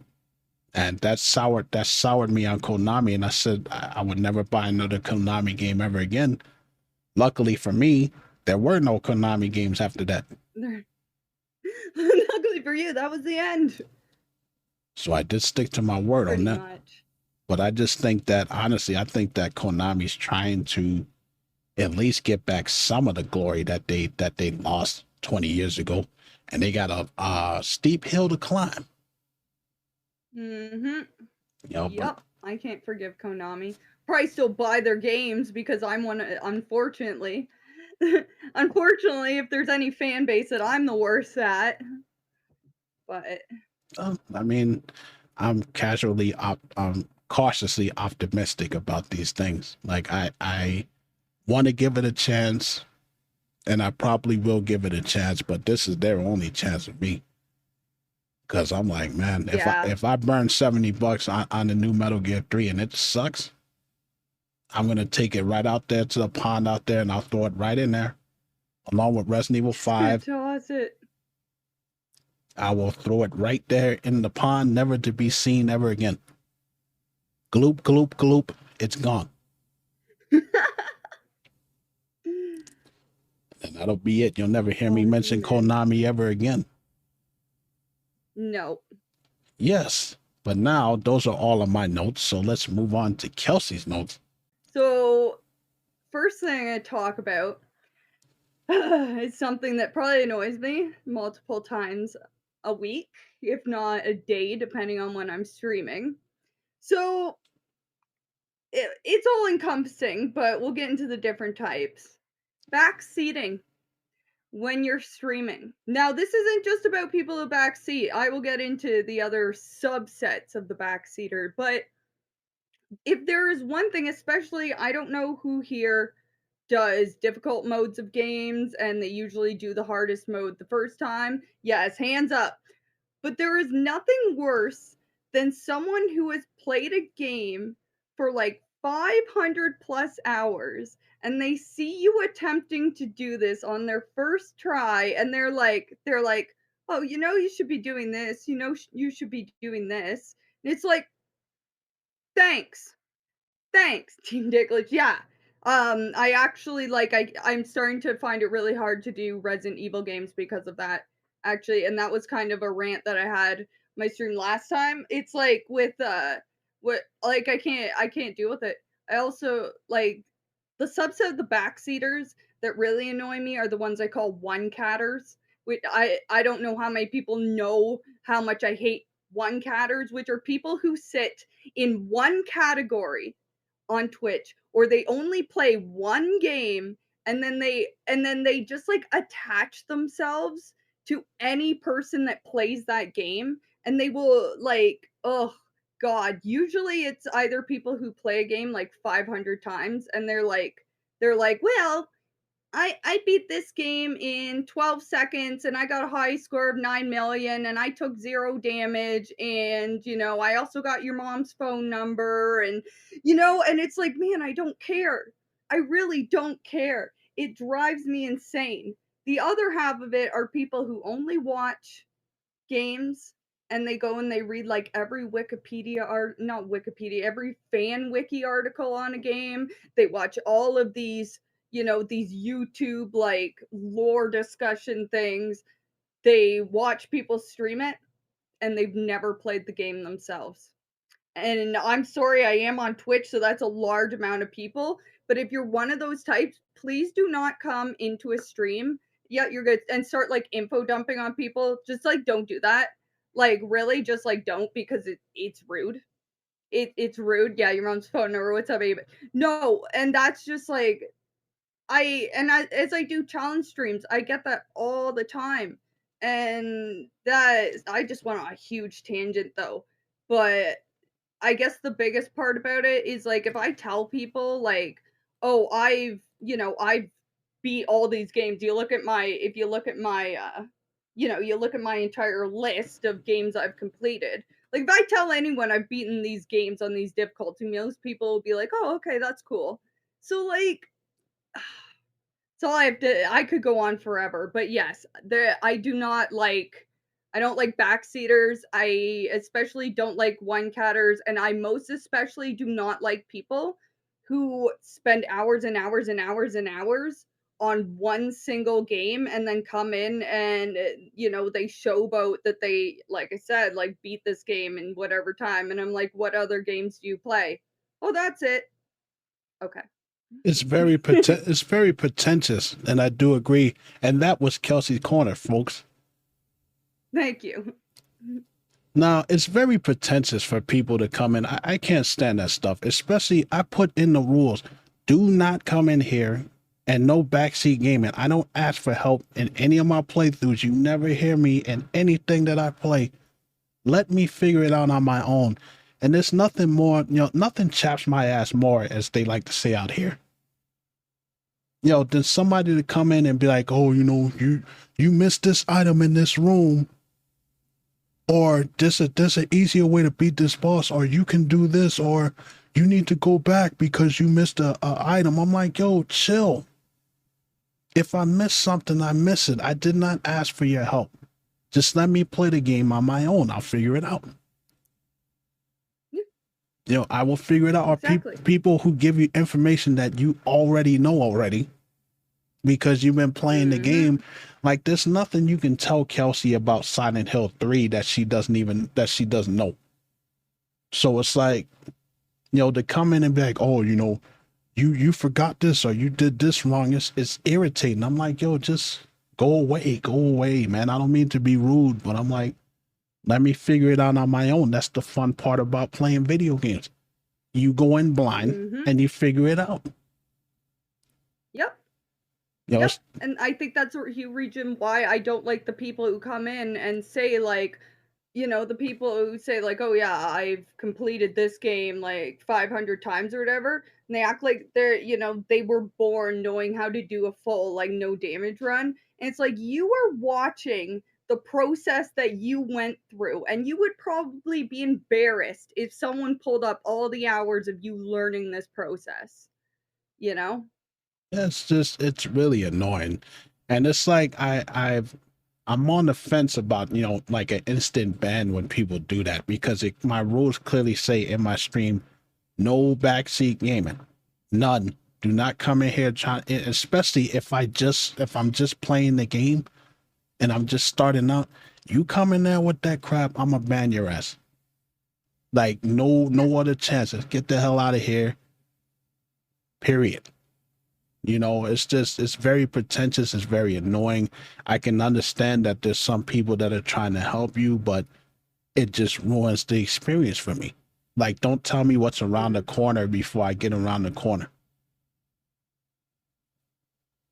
So I can definitely understand how that pisses you off. Because it pisses me off. Because it's hand holding. And it's just like if you're playing the game on a controller and then you hand it over to somebody else to play. Are you really playing the game if somebody's doing it? Exactly. Or are you playing off of somebody else's save? Because there are cheap bastards that do that. Like one of the games that I got, World War Z, you have people that's a game that's grind heavy. And you got cheap bastards that will go to Nexus mods and freaking download somebody else's saves, where they did 100% completion and then act like they're experts at the game. I'm like, no, you're not. You basically bought somebody else's game. Yep. I'm like, you could take that damn. You could take that damn people mod. Do that in online. I'm sorry. Sorry, I mean people do that in online too, where they'll buy like high level accounts. Yeah, it's BS, man. I'm like, and then act like you got people that buy Fortnite accounts and then be like, oh, I'm the shit at this game. No, you're not. You're just plain shit. It's like you're not the shit. You are shit. You ain't nobody, man. But yeah, just don't do that stuff. Because that, like I said, that irritates us. Do not come in here and be like, play the game this way. Because I will give you a Kick Swift size 19 boot out of my chat. Size 19, good Lord, Ken. Blame my parents. All I wanted was a mustache. That's all I wanted. And you see, I got more than that. They're the ones that gave me the height, being 6'4". My Lord. That's so Actually, it was more like my father because, Mom, I love you, but you are short. I love you, Mom. Yes. But I can lean on top of your head. You're short, Mom. Me too with my mother. And I'm only like 5'5.5", maybe 5'6", and she's like 5'2", and I'm like, here you go. It's funny though. It's funny because when you looked at my grandfather's grandkids, all of us, I was the smallest out of everybody when we were kids. Like I was the smallest. Really? And then I just, had that growth spurt. It was like the Jolly Green Giant. After 16, I was the, freaking big dude. They're like, damn. They're like, when did you grow bigger than me? It's like I was waiting for your time. It's like I was eating that broccoli the whole time while y'all was making fun of me, man. You ate your greens. Yeah. Good. Yeah. But yeah, like I said, don't backseat game. Just come and enjoy the stream for what it is. That's what brought us to the dance. So just have some respect about that. So this is, I don't know how many people were reading about this, but Quantum Foundry every year or something they put out, they've been doing it for like 10 years or something. They do this survey where it asks people like what motivates them in games. And apparently one thing they reported is over like it's it's got to be 10 years or close to 10 years. I can't remember. But one of the things they've seen a steady decline in is actually strategy in games. And I just thought that was really interesting. Like that, it's just like it had seen a sharp decline. And so I really like it's one of those things where you wonder like a chicken and egg thing because I can totally say that like sure you can say like oh sure like the population or whatever of gamers is becoming more diverse and everything, right? But I kind of see that in games. I kind of see that in games now. I feel like games are like they're faster. It's kind of the way with TV shows. Like I think not only is like yeah, sure the population of gaming and stuff, like sure it's changing. Uh but it's just yeah, it's just interesting to me. I'm wondering like what do you think? Like, Nostalgia said it best. Gamers need everything painted yellow to figure out where to go. That is one of the things. Feel like games are handholdy. Games don't want you to explore anymore. Games don't want you to think. And it's almost crazy how when game like you can see that game difficulty isn't how it was, game puzzles aren't how it was, and so I can totally see why like one of the things that gamers value, or I guess it's the motivating thing, is strategy in games. People don't like to think in games anymore, you know? Nobody like games are definitely when you talk about gaming difficulty now, it is nowhere near as difficult as it used to be when we were growing up. There's so much hand holding in these games, it's not even funny. They got save points everywhere that just, you never have to worry about losing progress, and again, like going back to the whole Dead Space thing. I love Dead Space, but I hate it ever since Dead Space 1. I hate that feature where you hit the what is it, the joystick, and then The it shows you navigator. what the navigator. I hated Yeah. that. I still hate it. I'm like, I don't want people to tell me where to go. Like, come on, let me figure it out. I hated the map in Dead Space. It was disgusting. So that gets a pass. But yeah, I know. Or it's the same with when you are playing a game and it always has objective markers like everywhere around you, like telling you where to go, showing you where to go. There's no exploration. That ruins it for me because it's like like you said, for games to make me feel dumb. Yeah, That's what makes exactly. Silent Hill 3 so great, because the puzzles, not only do the puzzles change with each difficulty, you have to figure it out. Because again, like we said before, there's no way in hell that anybody would freaking know, I gotta take this nut and have it cracked open and get this moon pearl and put it in the door to unlock Yeah. this door. You had to figure that stuff out. Oh yeah. Yeah, that one was a little heinous. Like, yes. How would you know? How would you know? Right? They were rough on that one. And I'll tell you one thing. There's another thing that both the Resident Evil 2 remake does, and the Resident Evil 3 remake does. And you do whatever you want with your game. You bought it, but if you have to buy all the unlockables from the store, then I have no respect for you as a gamer. Like, if Mhm. the whole part of having fun in a Resident Evil game is to go through the game, you get the S plus or the S rank, and then you unlock the weapons and different costumes. And I hated it Yeah. when they had that. Like, you can go into the Steam store, you can go into, PlayStation. I don't even know if they still have it there, but you can buy the unlockables. You can buy the infinite rocket launcher and the machine gun and all of that stuff. And Mhm. I'm like, why not just put a feature in a game that just plays the game for you and you just sit back and eat popcorn? Play the game for you. I think there what Final Fantasy was that? Was it no, what 15 maybe? Which Final Fantasy was it that people are saying that game like played for you automatically? More or I less, it was one of the newer ones. I forget. Was it 15, I think? That I people were complaining it played all on its own. I have no idea because the last Final Fantasy I played was Final Fantasy 8. 16. That was the Yeah, last one I played for 16. PlayStation.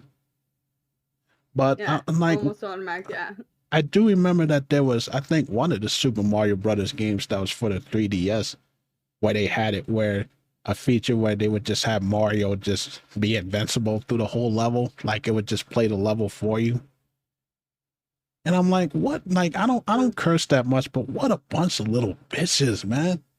Like, if you feel like if you can't play a game, dude, then just don't play. But if you gotta have people hold your hand, like this is a PBS special, somebody taking you through the game, and so we'll just give you saves along the way. We'll give you infinite ammo. We'll give you this item that makes it so you don't take damage. That stuff sucks. I unlocked everything, but do you ever see me play with infinite ammo anywhere? In any No, game, it's not fun. It's not fun to do. no, it's not. And it's like I It's tell not. you like this when I go into streams, because I'm a Resident Evil 2 guy, Resident Evil 4. If I go into a stream and I see the rocket launcher on your back, I'm out. You ever seen Yeah. that? You seen that meme? That meme that goes around, that GIF where you see Homer coming out of the bushes and then you see him back right back in and he Yeah. disappears. Yeah. That's me. I, Yeah. I see that Yeah. that infinite rocket launcher on your back and all that, and you talking about, oh, we're doing a speed, what is it, a speed play? I'm like, nah, dude, that don't count Yeah. for me. No. No. Exactly. Exactly. Exactly. Which is kind of my next point, actually. Which actually, my next 2 points. You actually segued perfectly into my next 2 points. The first one I have, the first one I have though, is it kind of goes with what you said. You can get the infinite rocket launcher. You can get this. You can get that. Those used to be cheats in games. You remember the old Grand Theft Auto? Like you get yourself a jetpack and you just, you'd spawn this, you'd spawn that. But those weren't, you didn't use those to play the game. You used those to screw around when you had nothing else to do for Yeah, the most part. That's what I always thought the cheats were for, right? I Like, I will and they admit, were fun. I will admit though, like going through Vice City in the tank and just running over everything, that Joe was Yes. a lot of fun. And you had like the $6 where all the police was coming after you in the helicopters, and I would laugh when they would throw out strips to try to pop tires. But I'm like, this is a tank with treads. What the hell is that gonna do? I know, yeah, exactly. But you weren't playing the game like that. You were just doing it to screw around and then you'd Yeah, go back, right? yeah, you were just And just and having fun. now, yeah, and now they'll sell you the tank. Now they'll sell you the tank. Now they'll sell you the jetpack. You can buy that for $5, $10. Like that's what they do now, right? And then act like they beat the game. It's just like people that play games on easy mode, man. I don't care. If you beat a game on easy, you didn't really beat the game. As far as I'm concerned, you beat the tutorial. That's the way I look at it. Anybody that plays Resident Evil on assisted, you need a bib and you need a bottle, and I will put you in a high chair and I can feed you strained vegetables because you are a baby. I've been noticing they've been changing the easy mode, or God forbid adding a second easy mode, but now they're calling it story mode for people who want to enjoy the story. And like I almost feel like maybe people are being insulted. Like back in the day, games used to make fun of you for choosing easy mode.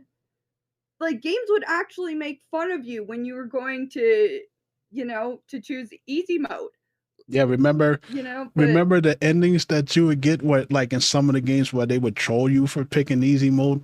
Like you would get to the end of the yes. game and they would throw up a message and be like, "Good job, you beat the game. Now try it on a harder difficulty to get the real ending." Yeah, exactly, exactly. Yeah, they have game journalist mode, and I can remember I was accidentally, for some reason, I accidentally chose story mode in Dead Space when I was trying to do impossible mode, and I was like freaking out because I was one-shotting the necromorphs, and I'm like, no, no, no.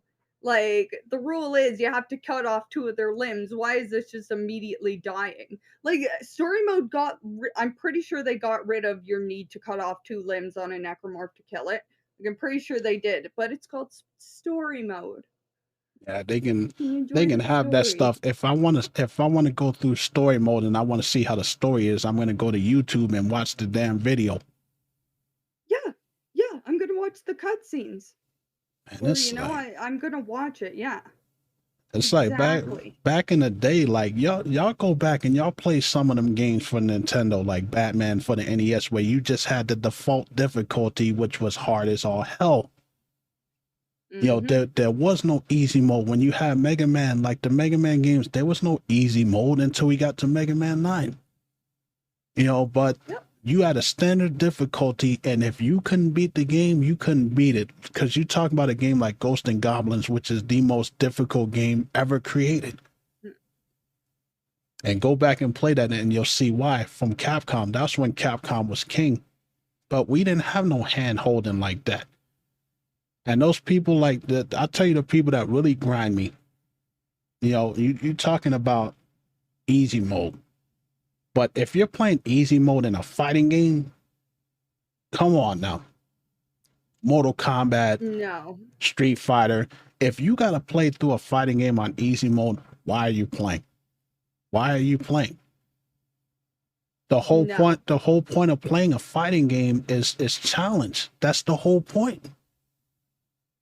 Mhm, and learning all your combos and stuff. I mean, come on now. Like I said, now you just have to press like start button in fighting games. It'll tell you the full combos. But yeah, I don't want to sneeze on someone and I win.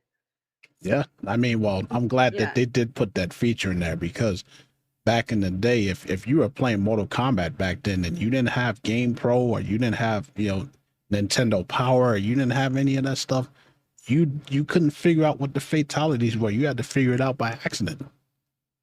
Yep. You had to Exactly. figure it out by accident, and then you were the cool kid in school because everybody back you. I bet Kennedy knows the fatality, man. But Oh man. but Oh yeah, man, everyone copying down like I remember that like one kid would have like like a puzzles or they'd have like a strategy guide and everyone would be sitting around the table and we'd all been like writing down everything, yeah, and taking copies. that was the fun part about games is because you had to figure it out. Like it's like now Yeah. they just hand it to you. Just pay us a little bit of money, and we'll give you this. And I'm like, it's taking the fun out of video games. I don't think that there should be no easy mode at all. I think standard and then I think harder difficulties if you want to do that. Mhm. But there should be no easy mode because I hear people Definitely look, no story Re- mode. the Resident Evil 2 remake is a great game, but it's not hard, even on hardcore mode.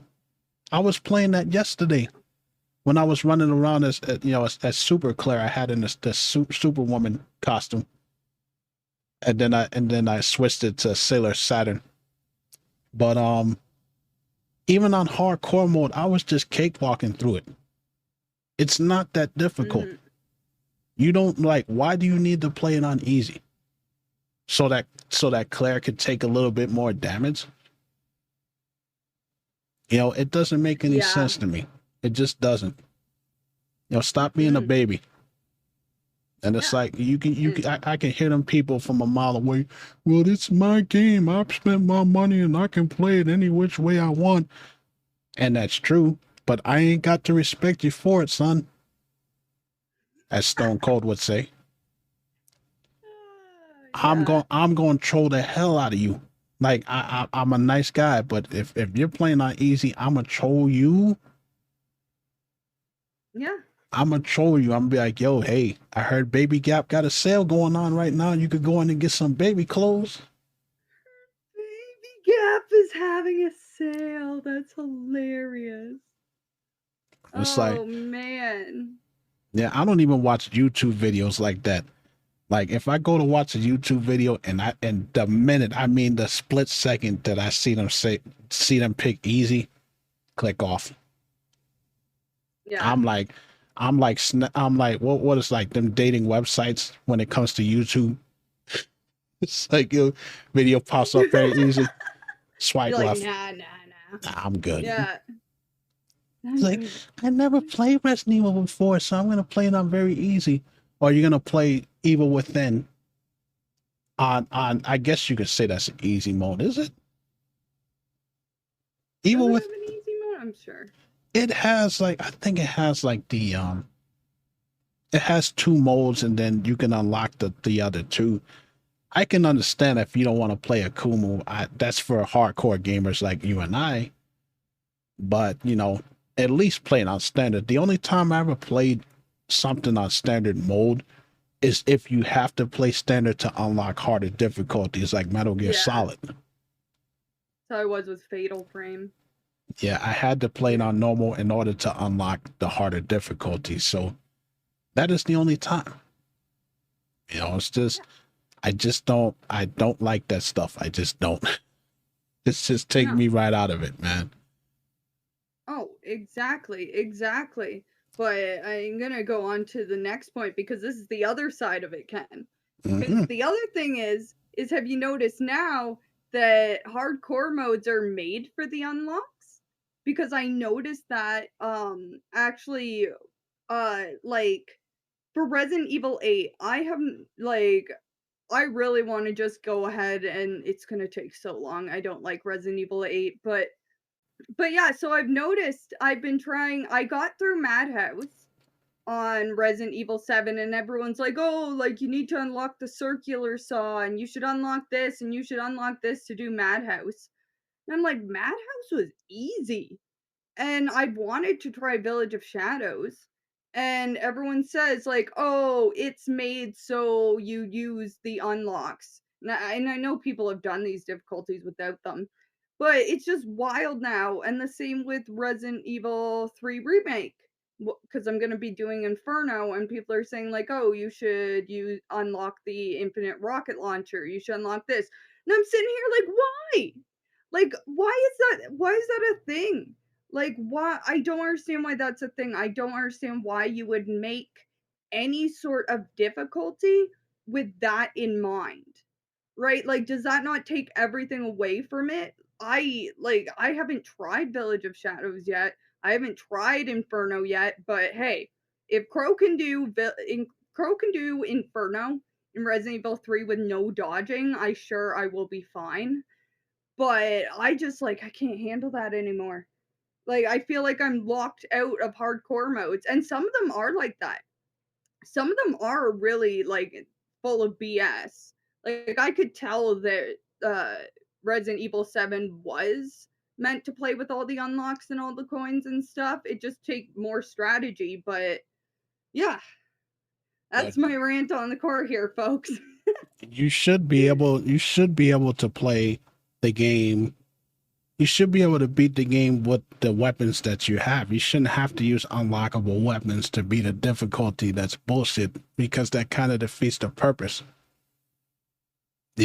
I can get through Resident Evil 2, without using any infinite ammo. Like any weapons like that, you get through with what you have.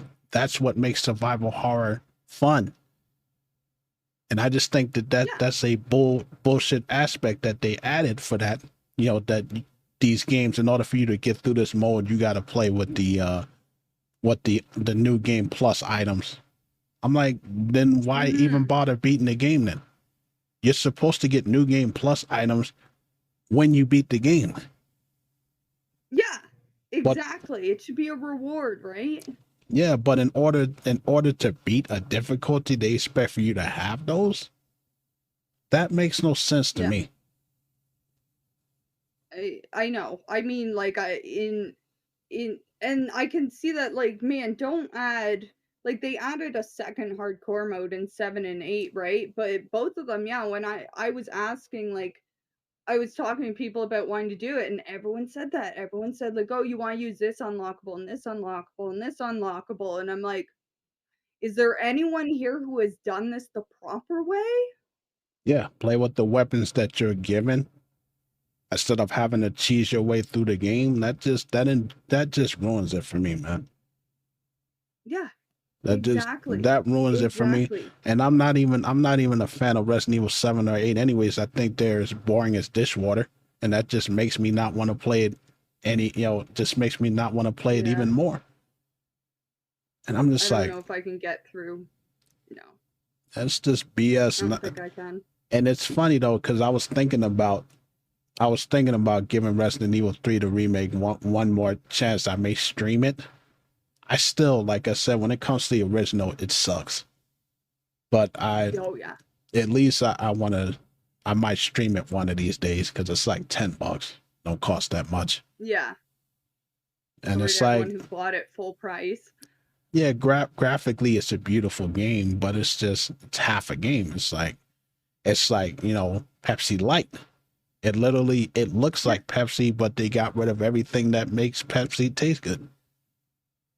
Yeah, exactly. Exactly. So it's exactly. like that game ain't worth no full price. If they were selling that game for like $25-$30, I can see that. But for what they gave us, I mean, it would have been different if they created a DLC that expanded the game instead of giving us that bullshit, online multiplayer game that nobody ever really played. I know. No one plays it. Gosh, I remember looking at like a Steam chart for people that played it. I think like under like 10 people had played it in like a month or something. Like, give us Outbreak. It could have Please, worked. Capcom. It could have worked. Like it had the engine of the Resident Evil 2 because you can tell just by the running, and it could have worked if they actually took the time to work on it. But it's like it just feels like something they just tacked on. And I would much rather have mercenaries mode and stuff, which Resident Evil 4 did it right. Resident Evil 4 did it right. They had the initial game, then they gave Ada her shine and Ada separate ways, and then they have mercenaries. Everything that the original Resident Evil 4 had. The only thing that's missing is Assignment Ada. That's the only thing that is missing. Yeah. They did I know they added mercenaries in 8, which was only fun because you could punch enemies in the groin as Chris Redfield and stun them. That was it. That was the only good part of it. But they had that. But yeah, oh man, 4 did it right. Like, it was pretty much 1-to-1. So you can donkey punch people as the Giga Chad, right? Yep. That shit really probably hurts like hell because Chris got them giant ass arms and jump. Oh yeah, I believe it. Yeah, if Chris is going around punching dudes in the balls, man, like you could literally see like their whole entire like their future kids and grandkids disappearing out of sight.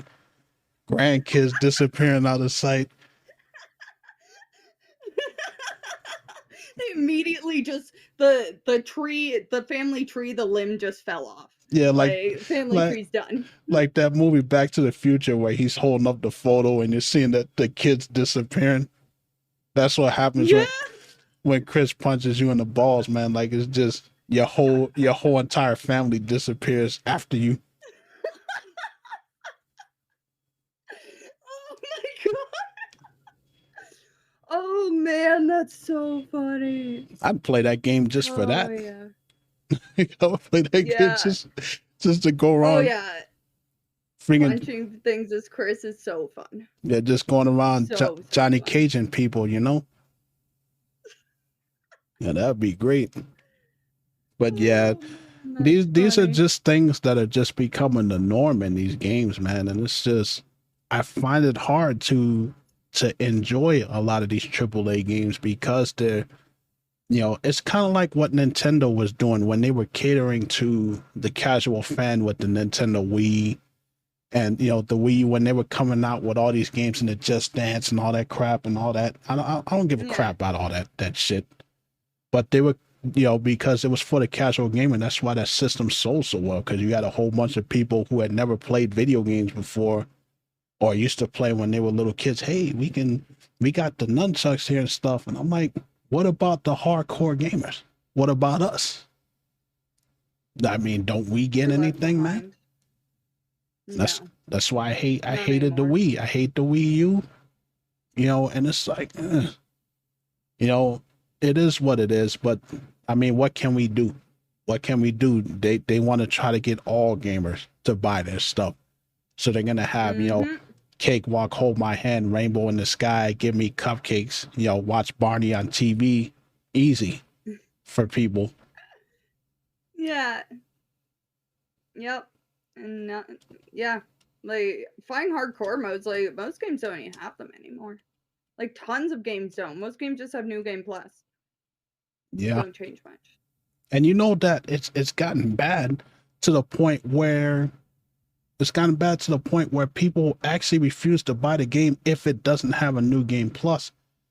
And I say that fully aware that a couple of episodes ago I was talking about Tomb Raider 2013 because you have to say it like that because Square Enix thought it was genius to name the same game twice the same name. Yeah. So when you say Tomb Raider, you got to say Tomb Raider from 1996, Tomb Raider from 2013. That is dumb as hell, just like the Mortal Kombat 1 thing. You can fight me on it as much as you want. We already had a Mortal Kombat 1 in 1992, and that's what I will refer to it as. This is Mortal Kombat 12 the way that it should be. And if you don't like it, Yep. learn to like it. Anyway. Yep. And trying to Google anything from those games as well is so bad. Like you have to put the date or you have to put like OG or whatever the year or like Google's going to show you the wrong one. And I know that from playing classic games. I'm like, really? That's true, considering what they have. If you look up Clock Tower, there are 3 games called Clock Tower. Mm-hmm. Yep. And I'm like, what were they thinking? It's just like with Microsoft. Like, what the hell were they thinking? Yo, you had the original Xbox, and then they come out with the Xbox One.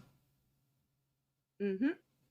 And I was confused as all hell when they said they was gonna give it that name. I'm like, the Xbox One. I'm like, didn't they already have the first Xbox console back then? Right.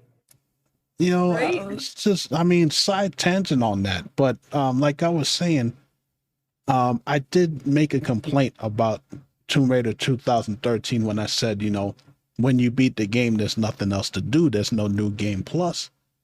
That's different than not. I still play the game. I didn't just say I'm not going to buy any more Tomb Raiders because it ain't got no new game plus.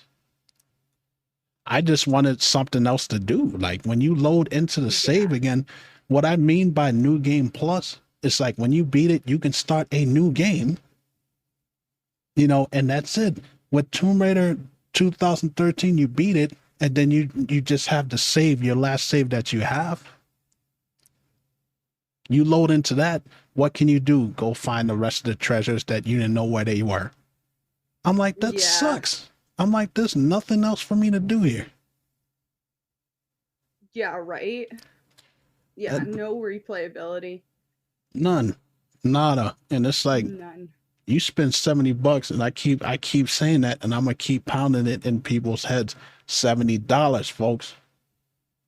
We're paying $70, $75 for half-ass games that barely work. Or they cut it in half, or they remove things from these games that wasn't in the original. This is what we're paying for. Yep. And we're just getting fed shit, and we're just here to like it. It is what it is. Exactly. And you know, and people are fine with that. Yeah. You know? Because they're getting what they want. And I will tell you right now. I'm calling it right now. What's today's date? 27th of May, 2024. May 27th, 2024, that if they make a Code Veronica remake, I guarantee that there will be people complaining, where is this in the game? This is not in here unless it's Steve. Then I'll be up here with pom-poms doing the cheerleader dance. I'd be happy. You remove Steve from the game, I'd be a happy man. Yeah. I would be happy. It would be like if they told me I could have free donuts for a year, that type of happy. Yes. But yes, I guarantee there will be people complaining and crying and whining. oh, the remake sucks because they didn't put this in the game. They didn't put that in the game and that and that. Remake the game from the ground up. Take everything that was in Code Veronica and just remake it the way that it is. Just make Steve better. It's not gonna happen. Code Veronica was a long game and it had a lot of areas. I'm sure they're gonna get rid of like 50% of Rockford Island, and then like you're gonna go to what, Antarctica, whatever it is. You're gonna go there for like 2 seconds. You know, Chris will just come. He'll meet you there, and then you'll go kill Alexia. It'll be like 5 minutes. You know, they'll skip the whole Chris section. Chris will come with you on the plane this time. Chris will meet you on Rockford Island. You know, there's no Steve now. It's Chris. Well, I mean, then do DLC then. Just add stuff, because at least with Bloodstained Ritual of the Night, they're adding stuff to the game. They just added Chaos Mode, which is a harder difficulty. They added more costumes. They added co-op, which they didn't have in the game. So now you could be 2 players in the game. They added a PvP mode. They literally just added all of that stuff to the game. They can do that. Yeah. No You know, you could come out with the initial Code Veronica remake and then add Chris as a DLC, add the Giga Chat in there and what he was doing. Yeah. I mean, why not? They already doing that stuff anyways. That actually would be perfect. That would actually be perfect. Yeah, now that I think about it, that would be perfect. Yeah, you can have the initial game with Claire and what she's doing, and then you have, like they did with Ada, separate ways. You give Chris the DLC. Yeah, that would be actually work really well. You know, and Chris would just come in and out at the end. He's only relevant for like Chris being there is only relevant to the end plot for like 15 minutes of the game. Like, that's true. Really, like, so yeah. Code Veronica is really about what Claire is doing, anyways. Yeah, exactly. You know, exactly. All they need is like she could have that point where like you need to shoot her at the end, Alexia at the end as Chris. That would be perfect. That would be perfect. Right at the end of the remake for Code Veronica, Chris would just Alexia would just get shot, and then the camera would pan over, and we have a young Chris Redfield. That's the other thing. We haven't really seen young Chris. We haven't seen like young Chris yet. Yeah, because Chris is well. Actually, we did. We saw it in the first remake. That's true. But I guess I mean like the new engine Chris. That's true. And the thing is that's the reason why I'm like, you know, that's the perfect template. Like if you're going to do a remake, Resident Evil 1 remake is the perfect remake. They took everything from the original Resident Evil and they built it from the ground up, and then they added stuff to it that wasn't in the original. That's how you do a remake. Don't take stuff away from the game that people remember. You know, and that's why I say it doesn't need another remake, because you know that if they do another remake of that game, they're gonna remove stuff from it. Oh yeah. Or change things. Like I'm sure they'll change things. Like Resident Evil does not need one. Does not need a remake. And it's just I don't know. Like I'm optimistic about a Code Veronica remake. I know it's something that a lot of people have wanted, but I just see this going the way that Resident Evil 3 went. And I know it will. I hope that Capcom learns their lesson. Oh, I know it will happen. I know it will happen.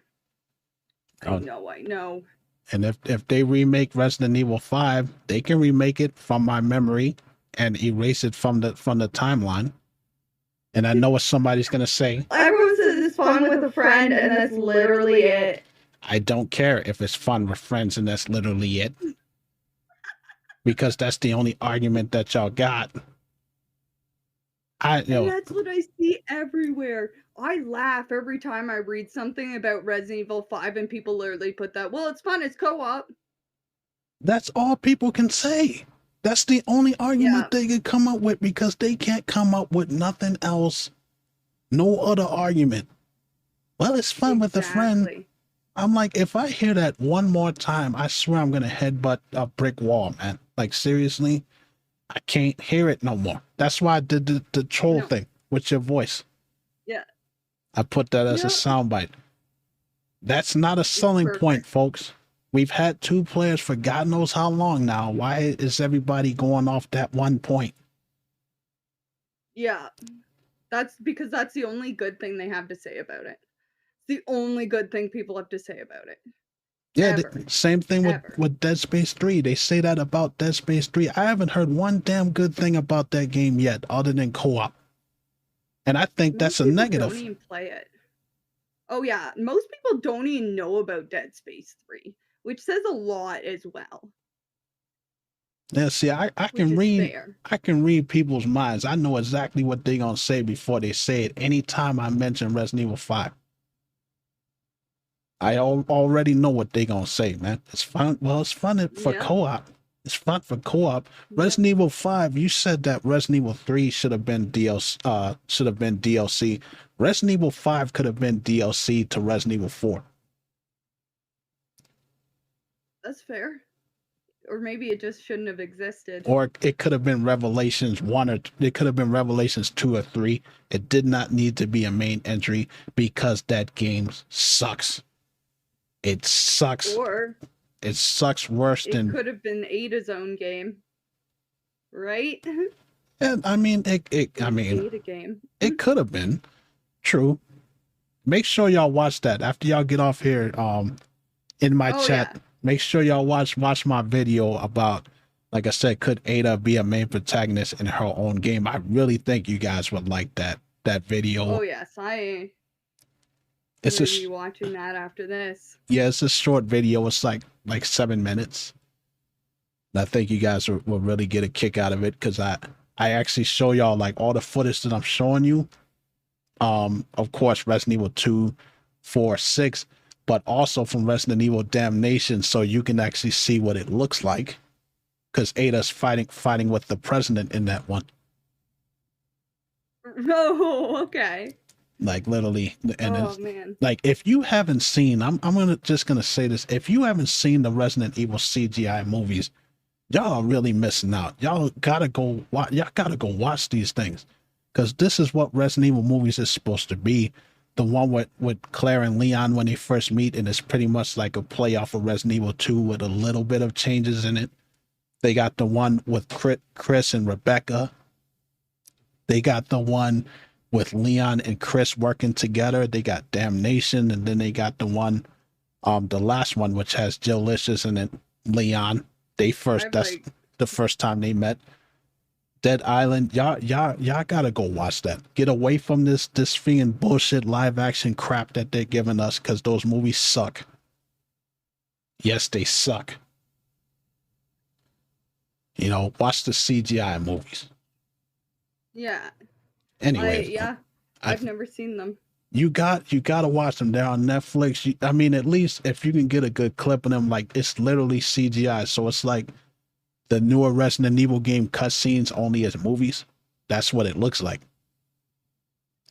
Yeah. And ain't nobody in any of those movies, ain't no damn body named Alice in there, because Alice was made up. No.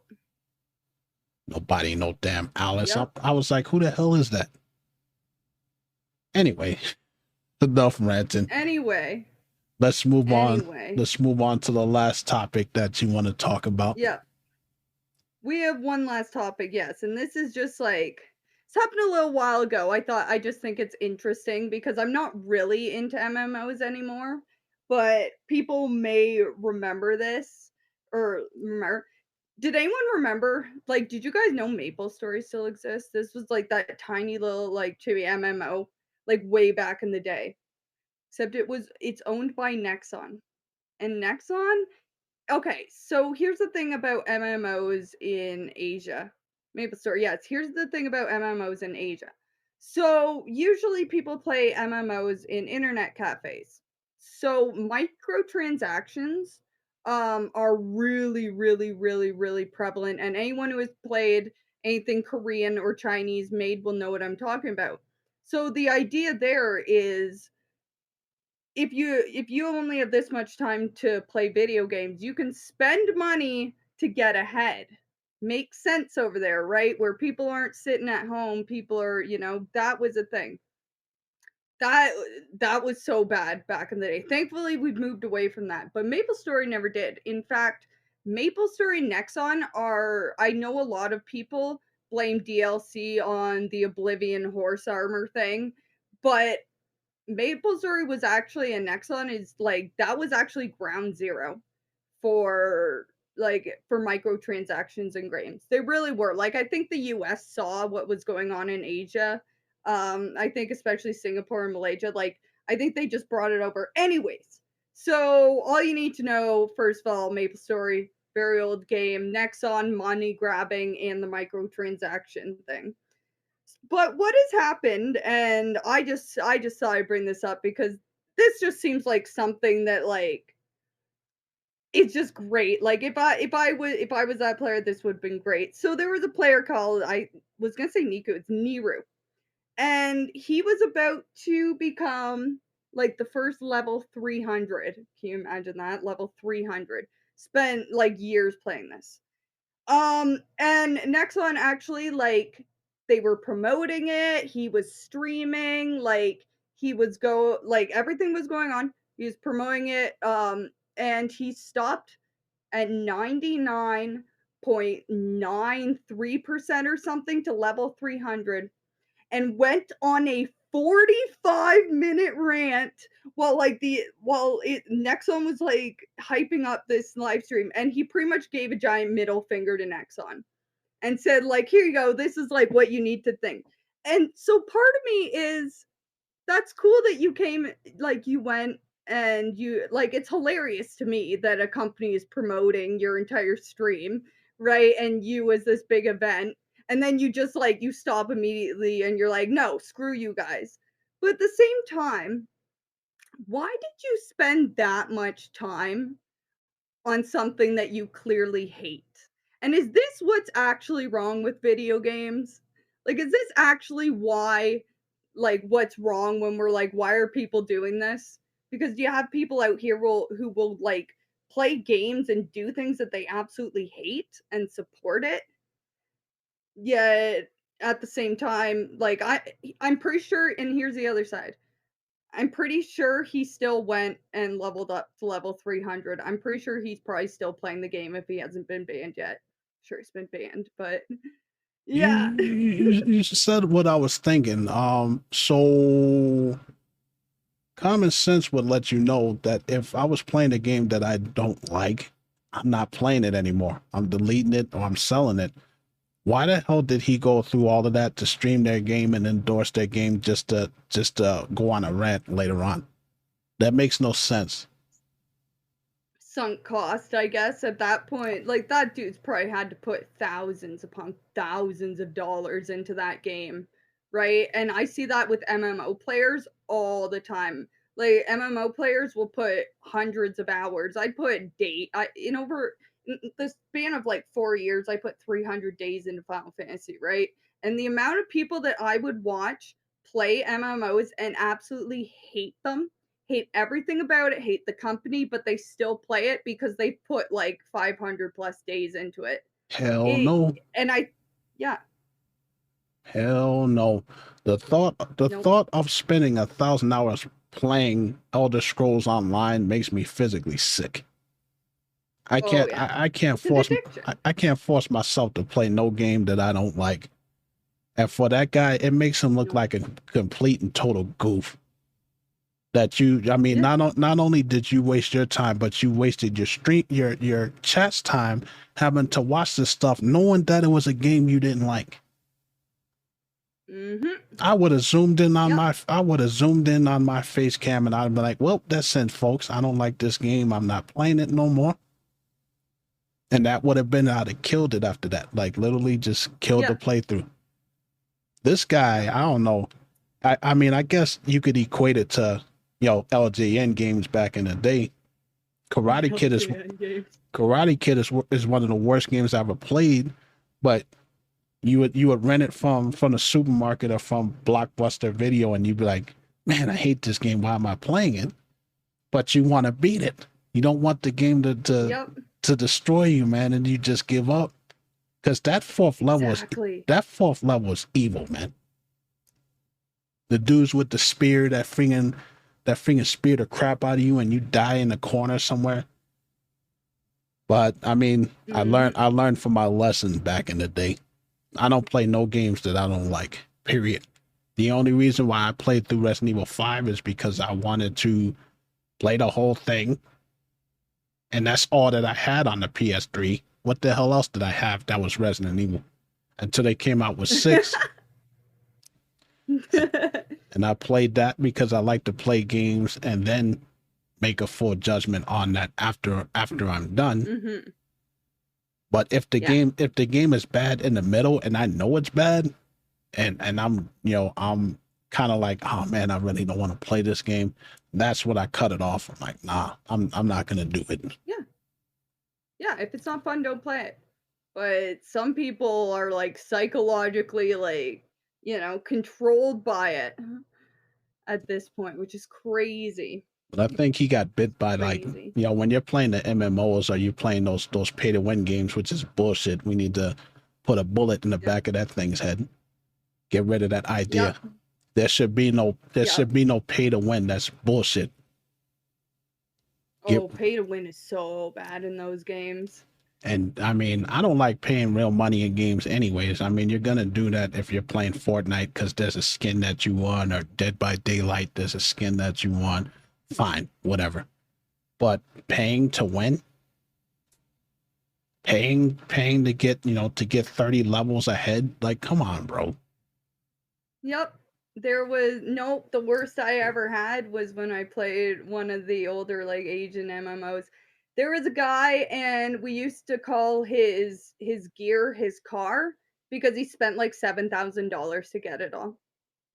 $7,000 to get gear in a game that when the next season comes, it's not going to be a thing anymore. Yep.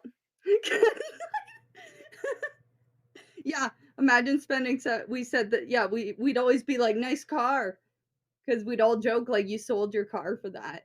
Like it gets bad. It gets bad. Got people, I guarantee that there are people that have sunk thousands of dollars into Fortnite, Oh yeah, I'm sure.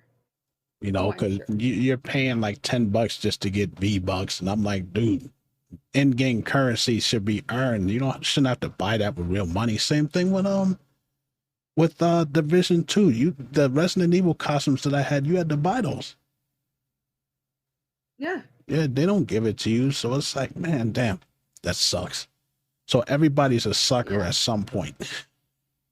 Everyone's a sucker at some point. That's the lesson for today, I think. Yes, it is. Everybody's a sucker at some point. Either you're paying for infinite weapons or you're paying for that really cool costume. Because I will tell you like this, if Jill is in the game, I am going to pay to buy it. It is what it is. That's the first thing that I did. I bought Dead by Daylight, and then I went right for Jill, and I paid $5 for her. Yep. But that's $5. Yeah, For long-term happiness, you get to look at Jill your entire time. So worth it. absolutely, it's worth it. Exactly. Absolutely. Exactly, but I don't think people are sensible with their money anymore. Nope. People just Never were, actually. throw their money away. But at least it's $5. Like if they would tell Yeah, me, at least hey, it's $5. pay like because the DLC with the RPD police station, there's a map in there where of course you unlock Nemesis and he's the killer coming after you. I'm like, that's not worth no $10-15 to me. No. Just to play one level, like, come on, bro. Like I'm not doing all that. Yeah. Yeah, I wouldn't. No. It's a waste of money and a waste of time. Next thing you know, this is why they're releasing these free to play games, because they know that they're going to get money from it. They know people are going to pay for more content. And I just think that it's a shitty move that they lock you behind a paywall. So shitty. Like they lock you behind a paywall. Like you can level up to a certain point, and then in order to play the game the way it's supposed to be, you got to pay extra money for it. Exactly. No thanks. And it's like at that point you're like, okay, well, I already made it up to level 50. You know, if I want to go further, I might as well just pay the rest of the money for the game when they should have just given me the whole damn thing to begin with. Right? You know, but that's how they get their money, these free to play, so that they can charge you for items and for ammo crates and all of this stuff that they know people are gonna want. Yep. They nickel and dime you to death. Yep. What they do. Don't be surprised when you start seeing Resident Evil free to play games and Silent Hill free to play games and stuff like that. All of that crap. Don't be surprised when y'all start seeing that. I won't be. But yes, anyways, though, that's it for us today. Again, before we go, y'all can catch us on Spotify. I will upload this. I have to do some editing after we're done. But we're on Spotify, iHeartRadio, Samsung Podcast, Pandora, Podchaser, Spreaker, Amazon Music, YouTube, and Twitch. I will have this thing uploaded in probably about an hour because it takes a little bit to cut this stuff down. Don't forget to check out my latest YouTube video, Can Ada be a main protagonist in her own Resident Evil game? You guys will enjoy that. Leave a like. It is always a pleasure, Kelsey. It always is. Thank you, Ken. It is always a pleasure as well. And we will be back on June 9th for episode 6 of the podcast after the birthday girl, which is, don't forget, her birthday is June 8th. Oh, thank you. Yes. Birthday stream. So it'll be like her own birthday weekend. We're gonna have a big birthday stream for Kelsey celebrating her. She'll be here with the birthday hat and everything. Yes. And we're gonna be there. I will. We're gonna make her day that day. So everybody show up for episode 6. You guys are great. Thank you to everybody that showed up. Thank you, Ken. Love each and every one of y'all. And y'all have a great day.